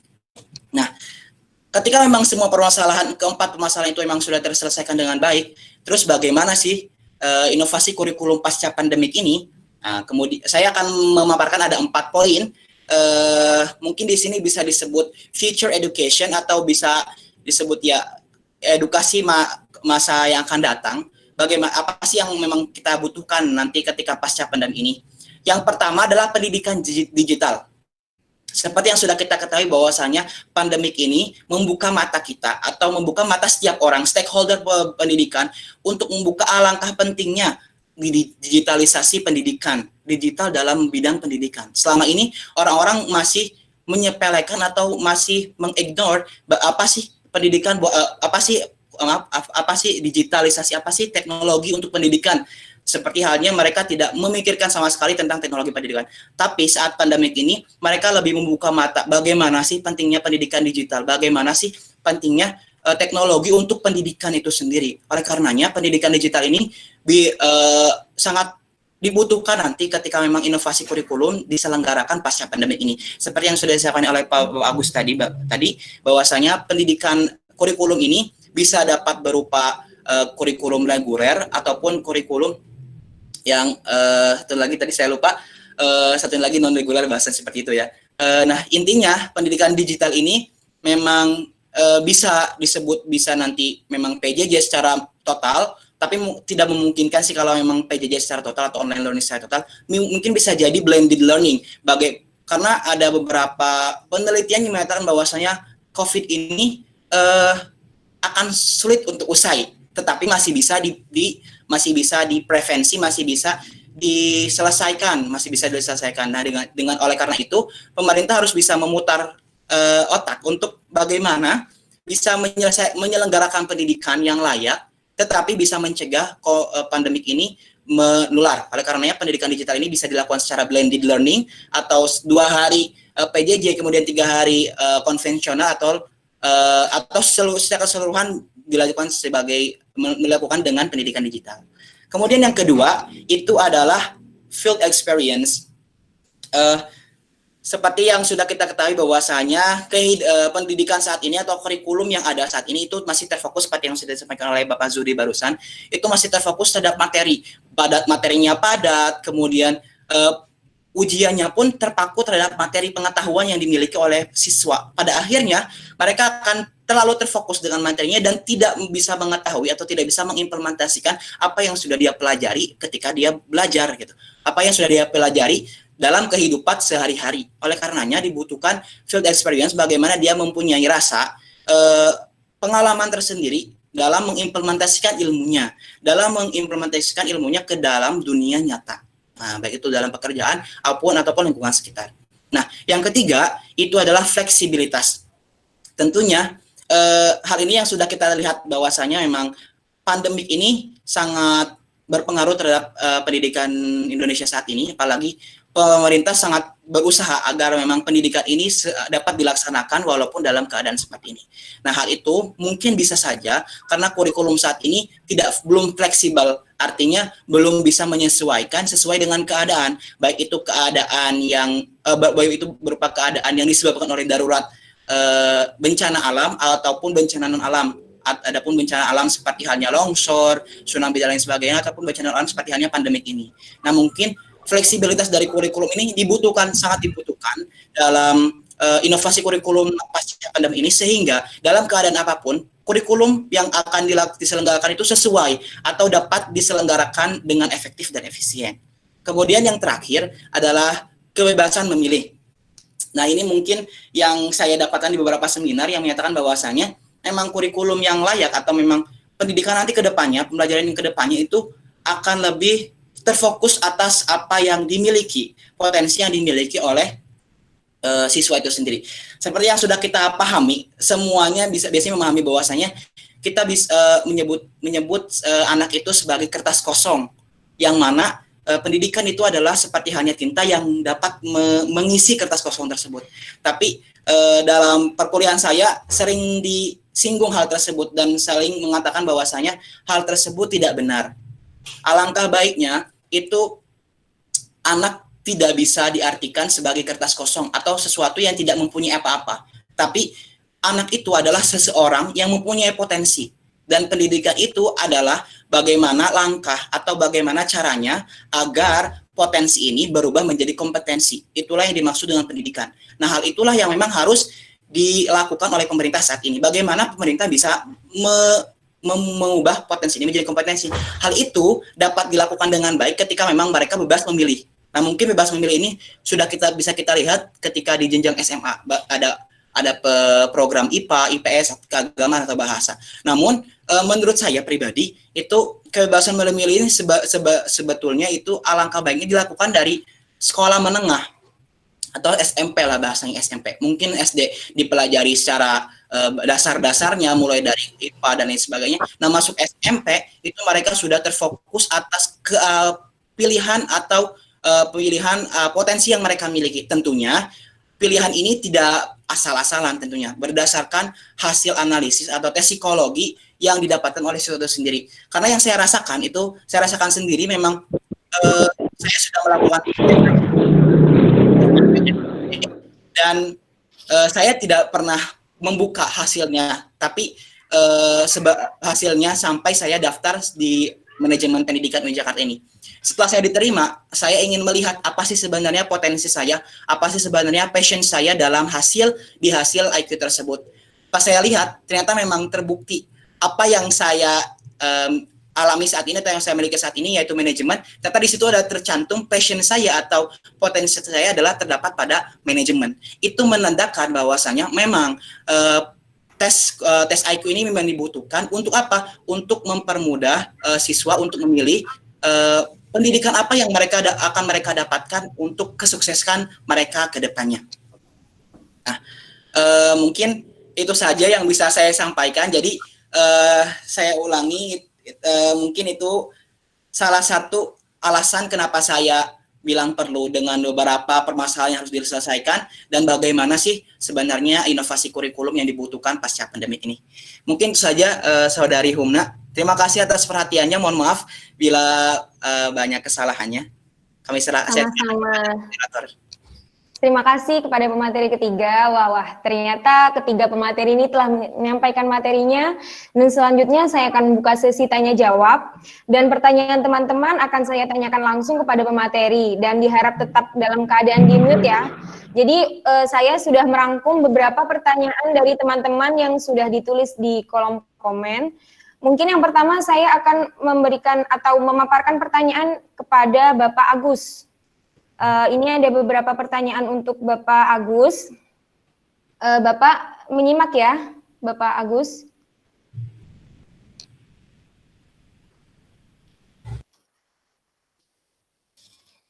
Mohon maaf, Pak Agus.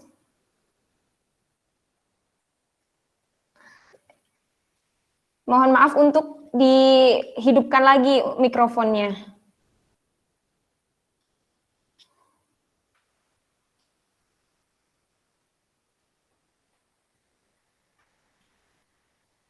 Jadi pertanyaan pertama dari Rizky Amelia kepada Bapak Agus, bagaimana strategi penyiapan guru dalam mengimplementasikan kurikulum? Ya, oke. Terus ada tambahan lagi, terhadap 50 sekolah sasaran di NTT, apakah yang harus dilakukan oleh guru agar dapat mengimplementasikan secara benar dan memberikan hasil yang sebaik-baiknya, sedangkan kurikulum terdahulu saja masih susah. Bagaimana untuk menginovasikannya lagi? Ini mungkin untuk daerah 3T ya Pak ya? Ya. Seperti itu. Ini dibacakan semuanya atau satu pertanyaan langsung dijawab? Ya, semua nggak apa-apa sekalian aja. Baik Pak. Pertanyaan selanjutnya yaitu maksimal 5 ya. Maksimal 5 pertanyaan. Oh iya, iya Bapak, siap. Ya. Ini, jika inovasi kurikulum sangat perlu dilakukan, apa saja hal yang paling urgent untuk dihapus dalam kurikulum? Lalu hal apa saja yang paling urgent untuk ditambah dalam kurikulum? Apa alasannya? Jika hal tersebut urgent dihapus atau ditambah, kira-kira apa konsekuensinya terhadap pendidikan di Indonesia? Dan manfaat besar apa yang bisa diambil oleh pendidik maupun peserta didik? Seperti itu. Terus ini juga ada dari Aulia Rahman.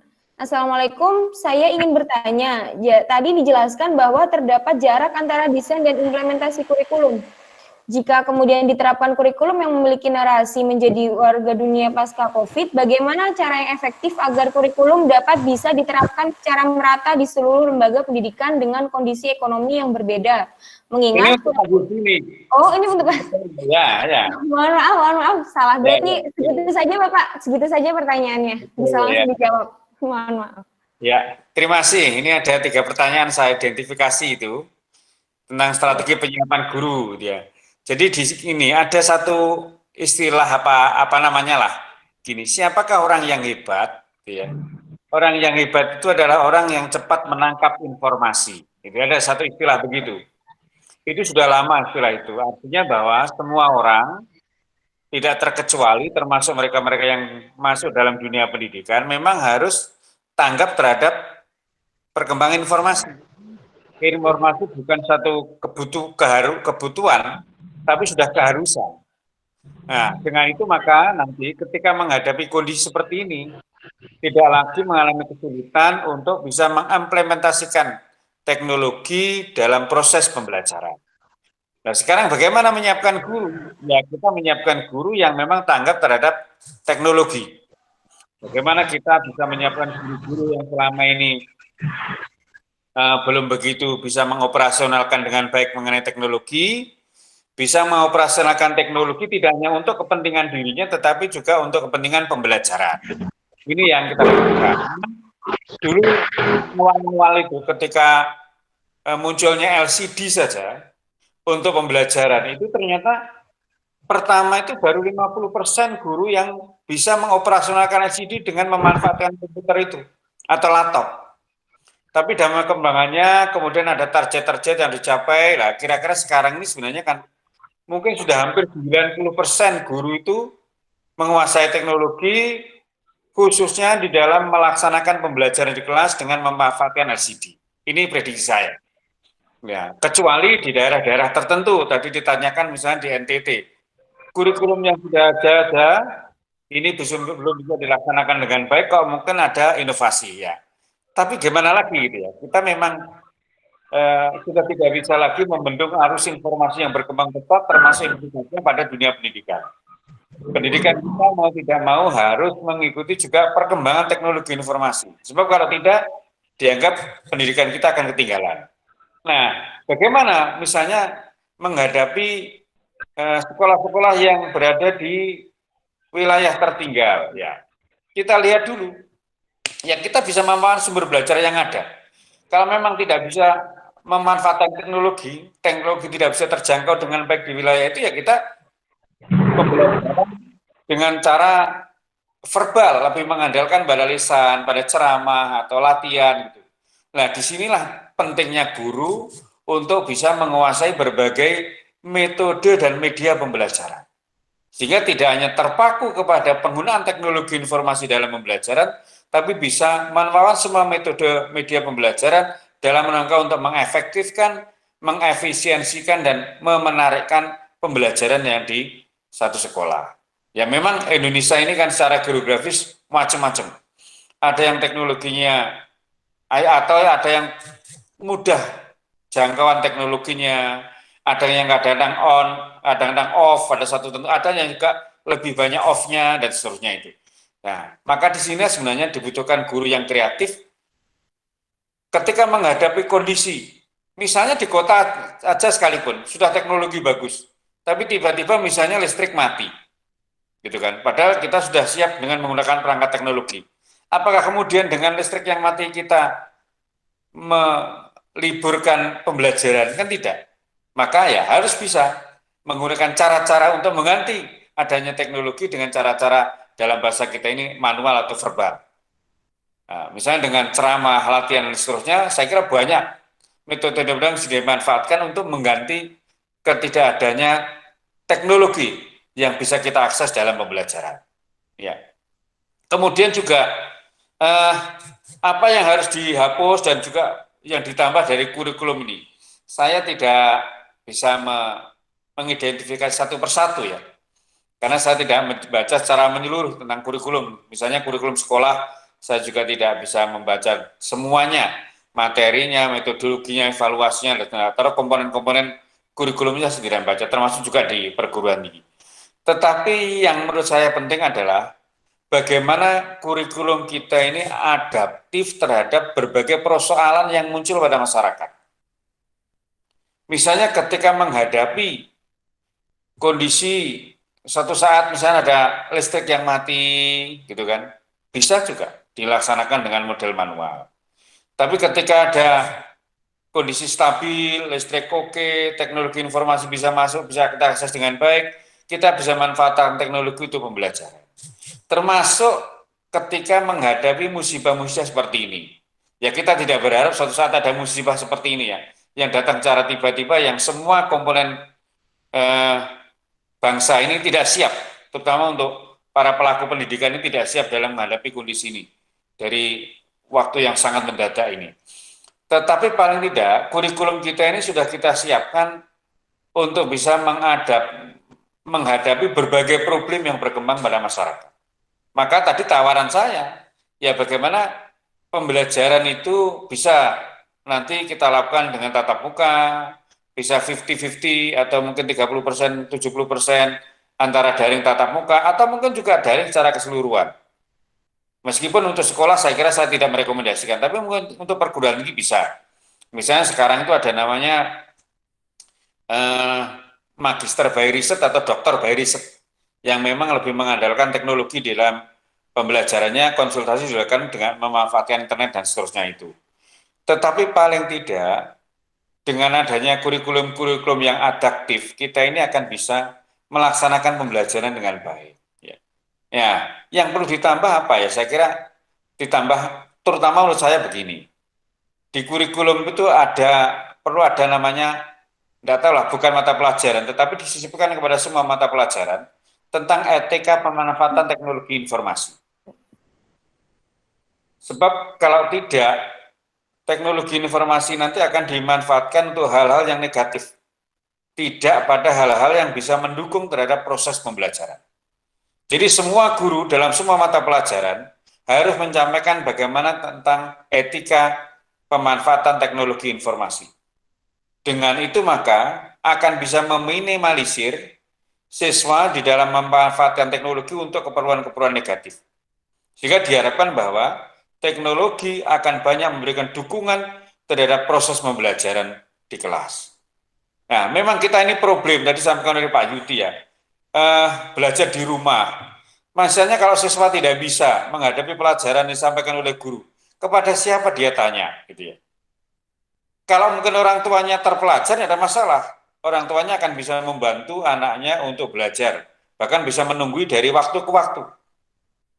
Tetapi kalau mohon maaf, misalnya orang tuanya bukan orang terpelajar, yang tidak punya kemampuan untuk bisa membantu secara konten terhadap anaknya, ini juga akan susah. Apa mungkin anak akan merefleksikan dirinya sendiri terhadap apa, sehingga pelajaran itu ditafsirkan seperti pikirannya sendiri. Nah ini yang jadi kacau juga. Karena tidak memungkinkan untuk bisa bertanya, berdialog dengan gurunya. Nah inilah sebenarnya beberapa hal negatif yang terjadi kalau belajar di rumah itu. Sehingga sebenarnya masih perlulah tatap muka itu, termasuk di perguruan tinggi. Ya, karena mungkin ada sesuatu yang tidak bisa dijangkau oleh pemikiran siswa atau mahasiswa, bisa ditanyakan pada guru atau dosen. Karena dialog itu akan bisa memecahkan berbagai problem yang dihadapi dalam pembelajaran. Saya kira itu mungkin yang bisa saya sampaikan. Terima kasih. Sama-sama Bapak, terima kasih kembali. Selanjutnya untuk pertanyaan untuk Bapak Zudi. Ini ada pertanyaan Bapak Zudi dari Nasib DJ. Izin bertanya, dalam setiap penyusunan kurikulum, apakah tidak ada desain alternatif dalam pembelajaran? Ketika terjadi hal yang di luar kendali kita seperti hal yang pandemi saat ini, jadi mungkin apakah tidak ada desain alternatif gitu untuk ketika adanya pandemi seperti ini, seperti itu. Terus pertanyaan kedua dari Muhammad Ramdhani, salam. Seyogianya kurikulum pendidikan kita sebagaimana dijelaskan oleh Pak Zudi bahwa kurikulum dibuat oleh para pakar dan dibuat menimbang dari berbagai aspek. Namun dalam implementasinya ternyata pendidikan kita seperti terhentak dan terbilang tidak efektif ketika dilanda pandemik. Lantas menurut narasumber apa yang salah? Apakah gagalnya prinsip fleksibilitas kurikulum ketika penyusunan kurikulum pendidikan nasional tidak menimbang kepada imbas bencana non-alam? Terus untuk pertanyaan nomor 3, ini tadi dari Aulia Rahman. Saya izin bertanya, tadi dijelaskan bahwa terdapat jarak antara desain dan implementasi kurikulum. Jika kemudian diterapkan kurikulum yang memiliki narasi menjadi warga dunia pasca COVID-19, bagaimana cara yang efektif agar kurikulum ini dapat bisa diterapkan secara merata di seluruh lembaga pendidikan dengan kondisi ekonomi yang berbeda-beda, mengingat kurikulum sebelumnya kurang terimplementasi dengan baik di lingkungan lembaga pendidikan dengan kondisi ekonomi yang rendah. Terima kasih, Bapak. Mungkin bisa langsung dijawab. Baik, makasih. Bagus sekali. Pertama, desain ya. Memang desain kurikulum kita itu tunggal, tetapi sebetulnya memberikan keleluasaan kepada lembaga pendidikan untuk berimprovisasi. Saya ingin gambarkan dulu begini. Kunci dari keberhasilan kurikulum itu adalah di guru, orang yang melaksanakan kurikulum itu. Seberapa baik pun kurikulum itu dibuat, seberapa bagus kurikulum itu didesain, dikonsep, diuraikan, kalau guru tidak paham dengan substansi kurikulum dan tidak memahami bagaimana mendelivernya kepada siswa, tentu akan menjadi masalah. Nah, persoalannya kan kemampuan guru kita, tadi disinggung oleh pemakalah yang ketiga, kemampuan guru kita itu sangat variatif. Saya tidak mengatakan guru itu tidak baik semua, tapi sangat variatif. Ada yang memahami betul, bahkan sangat kreatif dan inovatif. Ada yang kinerjanya sangat rendah, bukan hanya tidak memahami, tapi juga tidak berkinerja. Kalau saya ke beberapa daerah itu sering mendapat cerita betapa banyak sekali siswa datang ke sekolah hanya untuk ketemu temannya, jajan, pulang, nggak ketemu gurunya, nggak ada istirahat. Bahkan kan ada anekdot itu, di antara jam-jam belajar yang padat di sekolah, di antara jam-jam yang siswa habiskan di sekolah itu, mana jam belajar yang paling difavoritkan oleh siswa? Jawabannya kebanyakan adalah jam belajar ketika gurunya tidak hadir. Di antara hari-hari sekolah, di mana yang disenangi oleh siswa? Hari-hari di mana sekolah diliburkan. Itu kan artinya ada masalah itu. Siswa seolah tidak ingin ketemu guru. Tapi poinnya adalah yang sangat penting dalam mendeliver kurikulum itu adalah guru. Nah, itu juga menjawab tadi, ketika ada desain alternatif, maka seberapa siap guru itu dengan desain alternatif. Salah satu bukti bahwa ada masalah dengan guru kita adalah begini. Ketika pemerintah memiliki euforia desentralisasi, termasuk desentralisasi pendidikan, maka lahirlah kurikulum KBK, kurikulum berbasis kompetensi. Kurikulum berbasis kompetensi ini kemudian diimplementasikan dalam bentuk KTSP, kurikulum tingkat satuan pendidikan. Filosofinya, kurikulum tingkat satuan pendidikan itu adalah kurikulum yang dibuat oleh masing-masing satuan pendidikan. Nah, kalau satuan pendidikan yang buat siapa? Ya guru. Nah, pemerintah hanya membuat standar kompetensi melalui kurikulum KBK itu. Jadi standar kompetensi dibuat oleh pemerintah, guru membuat kurikulum di sekolah, sehingga guru lebih tahu lah bagaimana, apa yang dibutuhkan, berapa lama, dan seterusnya, materinya apa. Jadi pemerintah hanya membuat standar kompetensi. Tapi apa yang terjadi ketika standar kompetensi sudah dibuat oleh pemerintah tahun 2004, kemudian didistribusikan mulai 2006, mulai 2004, kemudian guru bingung, sekolah bingung, ini gimana cara mengajarnya, pakai standar kompetensi, gimana cara ngajarnya, mana buku teksnya, cara ngajarnya bagaimana, kok cuma dikasih standar kompetensi, karena guru kita biasa terima mateng, mau ngajar sudah ada textbooknya, sudah ada alat peraganya, lalu masuk ke kelas, bahkan ada sebagian guru yang masuk kelas, siswa suruh baca, suruh catat. Nah, akibatnya adalah ketika diperkenal 2006 diperkenal KTSP, KTSP-nya menjadi salah kaprah. Kenapa salah kaprah? Karena KTSP itu maunya adalah kurikulum tingkat satuan pendidikan. Artinya, kurikulum itu dibuat oleh satuan pendidikan. Tapi yang terjadi adalah KTSP itu terjadi penyeragaman lagi, karena guru tidak tahu, sekolah tidak tahu, khawatir yang mereka buat salah, khawatir mereka salah menerjemahkan standar kompetensi yang dibuat pemerintah. Jadi mereka cari mana format KTSP. Dibuatlah format KTSP. Ketika KTSP dibuat formatnya oleh pemerintah, diberikan contoh, inilah contoh KTSP. Nah, contoh itu menjadi template. Tahu kan template menjadi model yang ditiru apa adanya. Sehingga KTSP itu kemudian terjadi penyeragaman. Ya, penyeragaman polanya macam-macam. Ada sekolah sendiri, banyak sekolah yang mengundang konsultan. Konsultan membuat kurikulum KTSP. Konsultannya ngerjakan di beberapa puluh sekolah. Akhirnya sekolah-sekolah itu sama kurikulum. Akhirnya tidak ada kekhasan sekolah. Sehingga tidak jalan. Nah, akhirnya pemerintah melihat itu tidak efektif, ditarik lagi ke pusat. Jadilah kurikulum 2013, penyeragaman, kurikulum itu standar lagi. Nah, ketika kurikulum 2013 itu dijalankan, awal-awalnya kan Anda mungkin mengalami, awal-awalnya kan gagap juga. Perubahan mendadak, perubahan mata pelajaran, perubahan cara mengajar, guru gagap.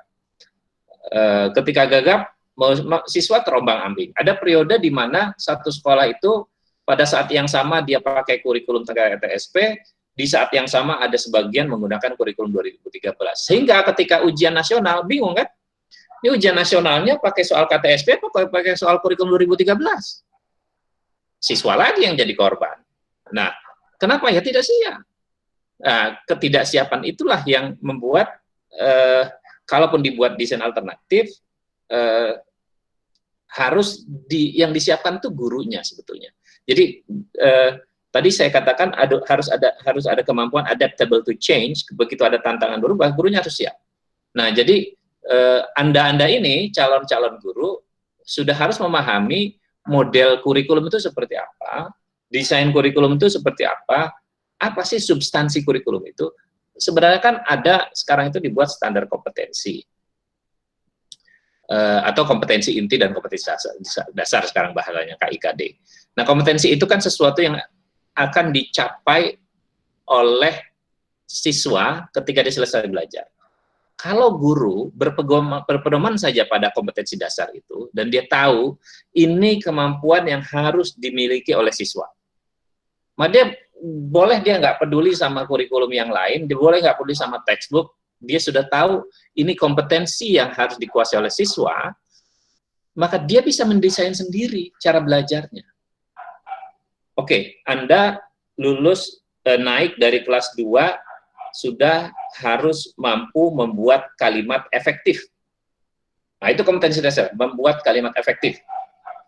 Maka walaupun guru itu tidak punya textbook, kalau dia tahu membuat kalimat efektif bagaimana caranya, dia bisa melatih siswanya, membuat siswanya paham, ini cara membuat kalimat efektif. Jadi tanpa textbook, siswa bisa membuat kalimat efektif. Dan guru bisa memfasilitasi. Dan guru bisa memberikan bahan ajar kepada siswa untuk belajar mandiri. Nah, jadi desain alternatif itu kuncinya adalah di guru. Juga soal tadi kesenjangan antara desain dan implementasi. Desainnya bagus, implementasinya. Persoalannya adalah sebagian guru siap, paham, sebagian guru tidak siap. Nah, ketidaksiapan ini yang membuat implementasinya menjadi tidak efektif. Loh, terus gimana model yang lama saja desain implementasi itu udah jarak, kok tiba-tiba pengen menjadi warga global? Nah, poinnya adalah begini, kalau kita semua punya sebuah visi yang sama, anak Indonesia harus menjadi bagian dari warga global, maka semua effort akan diarahkan ke sana. Jadi bangun visi itu bareng-bareng. Ini sebagian besar Anda mungkin tidak mengalami. Jadi ketika masa Orde Baru, era Soeharto itu, semua pendidikan diarahkan kepada menjadi warga negara. Cinta tanah air, patriotisme, semua mata pelajaran diarahkan ke sana, dan berbagai kegiatan, berbagai sumber daya dikerahkan untuk bagaimana menjadi orang yang patriotik. Hasilnya apa? Hasilnya luar biasa. Hasilnya, ini contoh konkret saja. Contoh mungkin anekdot ya, tapi penting. Begitu orang Indonesia disebut nama Indonesia, jangankan disebut nama Indonesia, mendengar intro lagu, orang misalnya sebelum menyanyikan lagu Indonesia Raya, terus dirijennya mengatakan, hiduplah Indonesia Raya, semua orang Indonesia akan nyanyi. Karena ada semangat itu, dan itu hasil indoktrinasi sebetulnya. Juga soal Pancasila dan lain-lain. Itu hasil indoktrinasi yang menggiring bangsa Indonesia bahwa Anda harus menjadi warga negara Indonesia. Ya tentu ada kritik dan macam-macam terhadap itu hal persoalan lain. Tapi saya ingin mengatakan bahwa kalau ada visi dari pimpinan, kemudian semua effort diarahkan ke sana, itu akan tercapai. Nah, begitu juga dengan tadi, menjadikan warga Indonesia itu menjadi warga global. Visinya jelas bahwa kita ingin menggiring, kita ingin mengajak anak-anak Indonesia menjadi warga global. Ini bukan soal sekolahnya harus di luar negeri, bukan soal kurikulumnya harus dari luar negeri, bukan soal meniru fasilitas dari luar negeri, bukan semata-mata itu, tapi mindset bahwa kita ini adalah hidup dari bagian dari warga dunia. Kalau kita hidup menjadi bagian dari warga dunia, maka kita bukan hanya cuma tahu berita yang ada di kampung kita, berita yang ada di provinsi kita, berita yang ada di negara kita harus tahu ini adalah berita yang ada di luar negeri. Misalnya ya, kalau dikatakan orang yang berpikiran sempit mengatakan ini kan isu COVID ini main-mainan pemerintah ini, mau nutup masjid supaya orang nggak ke masjid, ini akal-akalan pemerintah aja itu. itu kan betapa dia tidak sadar ini persoalan dunia, bukan hanya Indonesia. Menutup masjid itu salah satu upaya mencegah penyebaran. Tapi kalau orang yang hanya berpikiran sempit, hanya berpikiran kampungnya saja dan masjidnya saja, yang nggak punya wawasan global. Nah, kita ingin anak-anak kita itu, ini persoalan dunia, dan persoalan dunia itu banyak. Misalnya, yang akan kita hadapi dalam waktu tidak lama lagi adalah kekurangan pangan. Kekurangan pangan itu ancaman nyata. Jumlah penduduk dunia itu bertambah terus-menerus, berlipat. Penambahan pangan itu berderet ukur. Sehingga pertambahan penduduk itu lebih banyak, lebih tinggi dari pertambahan pangan. Apalagi kalau kita lihat di Indonesia. Kelahiran bertambah, sawah berkurang. Sehingga kita harus impor. Nah, sekarang kan kita harus impor beras, impor gula, ya. Kenyataannya selama beberapa bulan perdagangan luar negeri terhenti. Apa yang akan terjadi? Maka supply kita akan mendapat dalam ancaman. Kalau berapa bulan lagi tidak ada impor beras, impor gula, Anda bisa bayangkan apa yang akan terjadi. Nah, apakah kita punya kesadaran itu bahwa ini persoalan global? Ini yang harus dibangun supaya cara berpikir itu, jadi mindset itu, jadi kita ini hanya menjadi bagian kecil dari warga global. Nah, kalau mindset itu dibangun, apa yang harus dilakukan? Sadar ada persoalan apa di dunia ini, sehingga kita tidak gagap loh. Kok gini? Kita itu kan sadar globalnya tuh ketika ada drakor, bahwa wah ini isu global, wah semua orang di dunia ini senang drama Korea. Ada K-pop itu sadar global. Ya itu bagian dari kesadaran global. Tapi jangan berhenti di situ. Wah, ada banyak persoalan. Nah, yang penting adalah bagaimana pendidikan itu bisa menyadarkan kita semua bahwa kita ini adalah bagian dari warga global. Nah, kalau kita ini bagian dari warga global, persoalan apa yang terjadi dan respon apa yang bisa kita lakukan sehingga kita siap ketika ada perubahan-perubahan besar itu. Nah, ini yang saya kira mindset itu yang penting dalam pendidikan. Jadi bukan soal seberapa besar materi itu diubah kemudian lalu mengadopsi kurikulum dari luar negeri, bukan soal itu, tapi bagaimana kita beradaptasi dengan perubahan yang terjadi secara global itu. Nah, kuncinya lagi-lagi adalah guru. Bagaimana guru itu siap dengan berbagai perubahan itu. Terima kasih. Terima kasih kepada Bapak Zudi atas jawabannya. Bagaimana teman-teman, sudah puas ya dengan jawaban Bapak Zudi? Selanjutnya yaitu pertanyaan untuk pemateri ketiga, yaitu Kak Alawi. Ini ada pertanyaan dari Rizky Amelia. Bagaimana menstabilkan seluruh daerah? Bukankah semua daerah akan semakin maju? Jika di kota A sudah maju tingkat 3, di kota B maju tingkat 4, maka semakin waktu akan semakin maju. A akan ke tingkat 4 dan B akan ke tingkat 5. Saya rasa untuk kestabilan tidak akan pernah bisa, apalagi untuk menyamaratakan tingkat kurikulum. Bagaimana pendapat pemateri? Seperti itu, Kak. Baik, terima kasih atas pertanyaannya dari saudari Rizky Amelia. Mungkin menurut saya memang untuk menyamaratakan memang sebuah hal yang tidak bisa dihindari. Memang keadaan sangat berpengaruh terhadap kualitas pendidikan yang ada di setiap daerah. Nah, tapi yang harus kita pahami bahwasanya adanya stabil dan rata. Kita harus membedakan dua kata tersebut. Stabil itu bagaimana keadaan yang ada saat ini itu bisa pulih kembali seperti halnya sedia kala. Itu yang kalau memang stabil. Dan yang kedua, kalau rata, memang berarti harus sama rata, semuanya satu frekuensi, satu jajaran seperti itu. Nah, kalau stabil dipastikan akan mampu, pemerintah Indonesia pasti mampu untuk menstabilkan keadaan Indonesia saat ini. Walaupun memang banyak sekali seperti yang sudah dijelaskan Pak Zudi barusan, memang bahkan akan terjadi kekurangan pangan, krisis pangan dan lain sebagainya. Tapi alangkah baiknya stabilitas dalam pendidikan itu sebenarnya sudah disampaikan oleh UNICEF lewat penelitiannya. Itu dia menyampaikan bahwasanya minimalnya itu adalah keep children learning. Minimalnya menjaga agar anak-anak ini dapat melakukan pembelajaran dengan baik. baik itu secara daring maupun luring, baik itu dari televisi ataupun radio. Hal itulah yang dapat menstabilkan keadaan pendidikan di Indonesia saat ini. Dan adapun untuk penyamarataan pendidikan, memang dalam keadaan apapun, bahkan sebelum pandemik ini, pendidikan di Indonesia memang susah untuk disamaratakan, karena memang sebuah keniscayaan lah bahasanya, pendidikan Indonesia yang memiliki daerah yang bermacam-macam, keadaan yang bermacam-macam, itu rata sama semuanya, bahasanya seperti itu.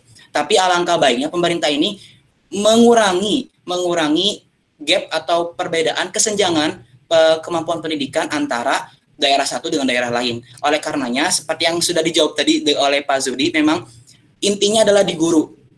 Pemerintah ini untuk menyamaratakan, meminimalisir kesenjangan pendidikan yang ada di setiap daerah di seluruh Indonesia adalah meningkatkan kompetensi guru, baik itu secara pedagogi ataupun lainnya. Nah, mungkin jadi intinya mungkin yang ingin saya sampaikan adalah kompetensi guru ini harus diperhatikan dan ditingkatkan demi mensukseskan pendidikan, pencapaian tujuan dari kurikulum pendidikan yang diharapkan oleh pemerintah itu sendiri. Mungkin itu saja jawaban yang ingin saya sampaikan. Terima kasih untuk moderator. Terima kasih kepada Kak Alawi. Kami ucapkan terima kasih pula kepada pemateri yang telah menyampaikan materi dengan luar biasa. Hadirin sekalian, demikianlah acara dialog pendidikan yang membahas era baru pendidikan Indonesia, perlukah inovasi kurikulum secara saat pasca pandemik. Selanjutnya, sebelum kita tutup sesi ini, mari kita dengarkan dulu closing statement dari ketiga pemateri ini. Dan karena waktu yang tidak banyak, mungkin hanya 2-3 menit saja untuk pemateri. Langsung saja kepada Bapak Agus untuk menyampaikan closing statement-nya, Bapak. Saya memang sepakat bahwa kurikulum kita ini perlu diinovasi, tetapi bukan merubah total, karena kita sudah capek dengan perubahan-perubahan kurikulum yang ada. Inovasi kurikulum ini diarahkan pada upaya untuk mengakomodasi semua kepentingan masyarakat, juga mengakomodasi berbagai problem yang dihadapi oleh masyarakat, termasuk problem yang tidak terduga seperti yang sekarang ini terjadi. Nah, tetap saya setuju dengan Pak Yudi, kuncinya adalah guru. Bagaimana guru ini punya wawasan yang terbuka, punya kompetensi yang bagus, sehingga siap menghadapi problem apapun di dalam kehidupan kita. Sehingga ketika dia punya kemampuan yang bagus, dia tidak akan mengalami kesulitan di dalam menyampaikan pembelajaran kepada siswa. Saya kira gitu, terima kasih. Terima kasih Bapak Agus. Selanjutnya kepada Bapak Zudi untuk menyampaikan closing statement-nya, Bapak. Mohon maaf, jangan lupa dibuka Bapak mikrofonnya. Tadi di mute ya, oke. Yeah. Baik, terima kasih. Pertama saya apresiasi panitia penyelenggara atas kegiatan ini. Mudah-mudahan nanti bisa tetap dilaksanakan di luar COVID, jadi harus sering-sering forum seperti ini. Yang kedua, sebagai calon pendidik, baik itu praktisi, pengamat, pengambil kebijakan, apapun nanti yang Anda akan jalani di masa yang akan datang, Anda sudah tahu betul bahwa problem pendidikan itu tidak sederhana. Apalagi di Indonesia, negara yang sangat besar. Saya sering menggambarkan begini, kenapa Singapura lebih maju dari Indonesia? Banyak faktor, tapi yang supaya lebih mudah menggambarkan tuh begini. Sehingga Anda menjadi pemimpin Singapura itu seperti naik mobil Honda Brio. Tahu Honda Brio ya? Tahu Bapak. Naik mobil Honda Brio. Cantik, simple, sederhana. Mungkin penumpangnya cuma Anda sendiri atau berdua sama teman, atau paling banyak berempat. Anda bisa mau pergi kemana? Sepakat berempat, kita pergi ke Bogor, jalan ke Bogor, selesai. Mengemudi Indonesia itu seperti mengemudi truk gandeng yang ada 30 gandengan di belakang dengan satu kemudi di depan. Mau pergi kemana? Sopirnya bilang mau ke Bogor, gandengan pertama bilang kita mau ke Puncak, gandengan ketiga bilang kita mau ke Pekanbaru, gandengan kelima bilang semuanya beda-beda. Terus akhirnya sepakat dipaksa, kita harus ke Bogor. Oke, kita ke Bogor. Ke Bogornya lewat mana? Saya mau lewat jalan tol. Enggak mau, saya mau lewat Parung. Enggak mau, saya mau lewat Cibinong. Selalu ada begitu. Jadi Anda akan alami betapa problem mengelola Indonesia itu luar biasa. Belum lagi yang naik mobil itu belum tentu semuanya biasa naik mobil. Kalau orang nggak biasa naik mobil itu kan bisa macam-macam sikapnya. Mau naik mobil dia harus buka sepatu dulu baru naik ke atas. ada yang macam-macam lah. Nah, singkatnya, persoalan pendidikan kita itu sangat kompleks. Kurikulum itu adalah salah satunya. Jadi jangan berharap dengan mengubah kurikulum, persoalan pendidikan itu selesai. Kurikulum itu adalah bagian kecil dari persoalan pendidikan kita. Ada persoalan infrastruktur, ada persoalan input, dan yang tidak kalah penting tadi Pak Agus sampaikan dan Saudara Alwi juga sampaikan, ada persoalan guru. Nah, jadi melihatnya harus komprehensif, melihat apa persoalan yang kita hadapi saat ini. Tetapi yang lebih penting dari itu adalah kita mau kemana. Nah, jadi harus tahu satu arah dulu kita mau kemana. Dan itu harus tentukan oleh pimpinan, dan semuanya harus ikut. Nggak boleh ada yang, coba Anda bayangkan kalau truk gandeng itu, yang depannya mau ke Bogor, belakangnya mau ke Cibinong, itu kan bisa di jalan itu. Nah, itu nggak mungkin. Jadi satu visi, kita mau kemana, sama-sama bangun visi itu, kejar visi itu. Nah, itu harus bisa dilakukan kalau punya arah yang jelas, punya pendidik yang open-minded, punya pendidik yang punya wawasan yang luas, dan insya Allah pendidikan kita akan maju. Dan saya yakin itu bukan sesuatu yang mustahil untuk dicapai. Itu bisa dilakukan, dan saya yakin Anda semua yang nanti akan menjadi praktisi, menjadi pendidik, menjadi politisi, menjadi pejabat, menjadi pengambil kebijakan, Anda akan melakukan itu semua. Terima kasih. Terima kasih untuk Bapak Suhdi. Selanjutnya kepada Kak Alawi untuk menyampaikan closing statement-nya. Silahkan Kak. Baik, sebelumnya saya ucapkan terima kasih kepada Dema yang sudah menyempatkan atau sudah memberikan waktu kepada saya dan memberikan kesempatan kepada saya untuk bisa sharing tentang apa yang sudah saya pelajari, tentang apa yang sudah saya ketahui, dan juga salam hormat saya kepada Bapak Dekan, Pak Agus, dan Pak Wakil Dekan juga Bapak Zuhdi atas ilmunya, atas sharing ilmunya. Mudah-mudahan bisa menjadi manfaat untuk kita semua, sehingga kita sebagai generasi muda akan terus memperbaiki apa yang sudah ada dan terus memberikan inovasi-inovasi terbaiknya untuk negara Indonesia. Nah, mungkin ada closing statement, kesimpulannya dulu. Intinya adalah inovasi kurikulum memang sangat dibutuhkan. Tetapi alangkah baiknya pemerintah ini harus sedikit atau meminimalisir permasalahan pendidikan yang memang sudah terjadi, sehingga inovasi kurikulum tersebut dapat diimplementasikan dengan baik dan benar. Nah, tentunya bagaimana sih agar kita sebagai generasi muda ini dapat menyelesaikan hal tersebut seperti yang sudah disampaikan oleh Bapak Zudi barusan, itu kita sebagai mahasiswa atau kita sebagai para pembelajar dalam ilmu pendidikan saudara seyogyanya untuk mempelajari lebih dalam. Tugas kita saat ini bukan untuk menjadi pemimpin, bukan untuk menjadi apapun, tapi tugas kita saat ini adalah belajar memahami kondisi, belajar memahami pembelajar yang sudah kita dapatkan di perkuliahan. Bagaimanapun hal yang terjadi dalam kehidupan kita harus kita pelajari, khususnya dalam bidang pendidikan, karena kita sudah berada dalam lini bidang pendidikan. Oleh karenanya, saya mengajak kepada teman-teman semua, teman mahasiswa semua, sivitas akademika semuanya, untuk terus belajar, untuk terus mencari ilmu, agar ilmu yang kita dapatkan itu tidak hanya terbatas atas apa yang kita raih saja saat ini. Nah, mungkin itu saja dengan closing statement dari saya mengutip dari sajaknya Bapak Munif Khatib, di mana beliau menyatakan, sekolah itu bukan warung, sekolah itu institusi sumber daya manusia tingkat tinggi, butuh orang-orang yang punya komitmen dan kompetensi untuk membangunnya. Mudah-mudahan kita semua bisa menjadi orang-orang yang dapat membangun dan mensukseskan pendidikan Indonesia di masa yang akan datang. Terima kasih atas perhatiannya. Mohon maaf. Wassalamualaikum warahmatullahi wabarakatuh. Waalaikumsalam warahmatullahi wabarakatuh. Setelah seluruh pemateri menyampaikan closing statement-nya, sebelum kami tutup, kami mengucapkan terima kasih kepada penyaji yang telah memberikan banyak informasi kepada kita semua, dan juga kami juga mengucapkan terima kasih kepada para audiens atas partisipasinya dalam kegiatan diskusi kali ini. Acara demi acara dalam diskusi kali ini telah dilewati. Akhirnya saya Hunatul Haniyah selaku moderator sekaligus MC mohon undur diri. Semoga kita bertemu dalam diskusi-diskusi berikutnya di lain kesempatan. Terima kasih. Kurang dan lebihnya kami mohon maaf. Wallahul muwaffiq ila aqwamit thoriq. Wassalamualaikum warahmatullahi wabarakatuh. Waalaikumsalam warahmatullahi wabarakatuh. Mungkin ada tambahan. Tambahan Ya, dari Ibu Terima Dekan. kasih Pak Agus, terima kasih Pak Zudi. Kami selalu ikut walaupun di mute. Ya, Silakan Bu Semua, Dekan. terima kasih. sampai ketemu lagi. Closing dari Bu Dekan. Iya, Ya. iya. Mungkin Terima kasih banyak. Sangat bermanfaat, sangat bagus sekali diskusinya. Saya ngikuti walaupun di mute. Ya. Kebetulan ini diskusi yang keempat. Mereka melakukan serial selama bulan Ramadan, tema UIN Jakarta, FITK UIN Jakarta, dan ini sudah yang keempat. Saya menyambut baik dan seperti saran Pak Zudi untuk terus dilakukan pada masa-masa berikutnya dan bisa dikembangkan lebih lanjut. Karena dengan media seperti ini bisa menjangkau lebih banyak lagi, lebih bermanfaat, lebih luas lagi. Terima kasih semua. Assalamualaikum.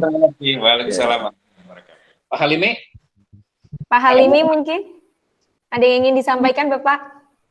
Ya, Assalamualaikum warahmatullahi wabarakatuh. Waalaikumsalam warahmatullahi wabarakatuh. Saya hormati Bu Dekan, Pak Agus, Pak Zudi, dan Saudara Muhyi, beserta yang saya banggakan, para mahasiswa.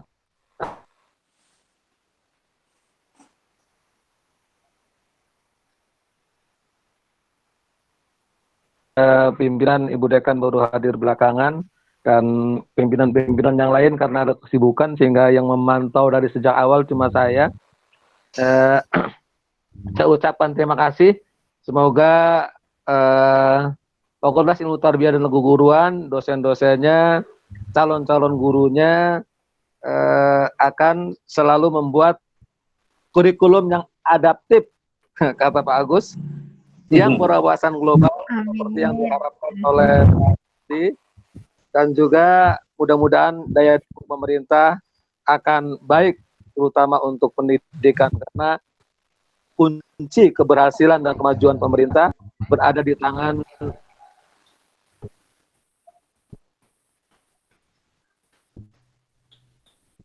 aspek pendidikannya. Terima kasih. Assalamualaikum warahmatullahi wabarakatuh. Waalaikumsalam warahmatullahi Waalaikumsalam warahmatullahi wabarakatuh. Mungkin perwakilan dari DEMA FITK dari Prestorik ada yang ingin disampaikan, dipersilahkan. Ya, Assalamualaikum warahmatullahi wabarakatuh. Sedikit saja ya dari saya ucapan terima kasih juga untuk Pak Agus Maimun, terus Pak Zuhdi. Ya perlu di teman-teman ketahui semuanya, Pak Agus ini dekan FITK UIN Malang, terus Pak Zuhdi itu sekarang sudah pindah tugas sebagai ketua LPM UIN ya, jadi sudah bukan di Wadek 1 FITK lagi. Kemudian ucapan terima kasih juga untuk narasumber ketiga Alawi, teman saya juga. Terus terima kasih untuk pihak dekanat, Ibu Sururin dan Pak Halimi dan yang lainnya yang selalu support acara DEMA ini. Semoga hasil dari dialog yang sudah mencapai 4 sesi ini nanti kita ada outputnya, ada hasil yang bisa kita ciptakan atau kita kaji untuk inovasi-inovasi pendidikan yang lebih maju. Itu saja, terima kasih banyak. Untuk selanjutnya mungkin sertifikat atau pemberian cenderamata akan menyusul ya Bapak-bapak semuanya, mengingat kondisi mengingat kondisi masih seperti ini gitu, jadi agak terbatas waktunya. Mungkin setelah ini kita usahakan secepatnya. Terima kasih banyak. Allahumma fiqh lakum tarik. Wassalamualaikum warahmatullahi wabarakatuh. Waalaikumsalam warahmatullahi wabarakatuh. Baik teman-teman sekalian, rangkaian acara kita sudah selesai. Saya ingin menyampaikan bahwasanya nanti teman-teman sekalian yang baru bergabung di tengah-tengah rapat kita tadi atau diskusi kita tadi bisa dilihat seluruh rekaman di DEMA FITK. Jadi teman-teman nanti bisa minta linknya ke CP yang ada di banner. Seluruh apa yang tadi disampaikan, baik itu notulensi, video rekaman, materi dari seluruh pemateri juga nanti bisa diminta kepada CP kita. Tapi mungkin untuk penguploadannya itu sudah bisa di nanti malam konsekuensinya paling bisa diselesaikan itu di besok pagi ya teman-teman. Kami dari panitia diskusi publik dari Dema FITK mohon undur diri. Saya Rizky Amelia sebagai perwakilannya, lebih dan kurangnya kami mohon maaf.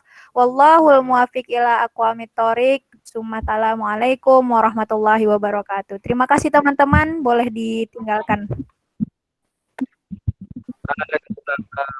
Terima kasih semuanya.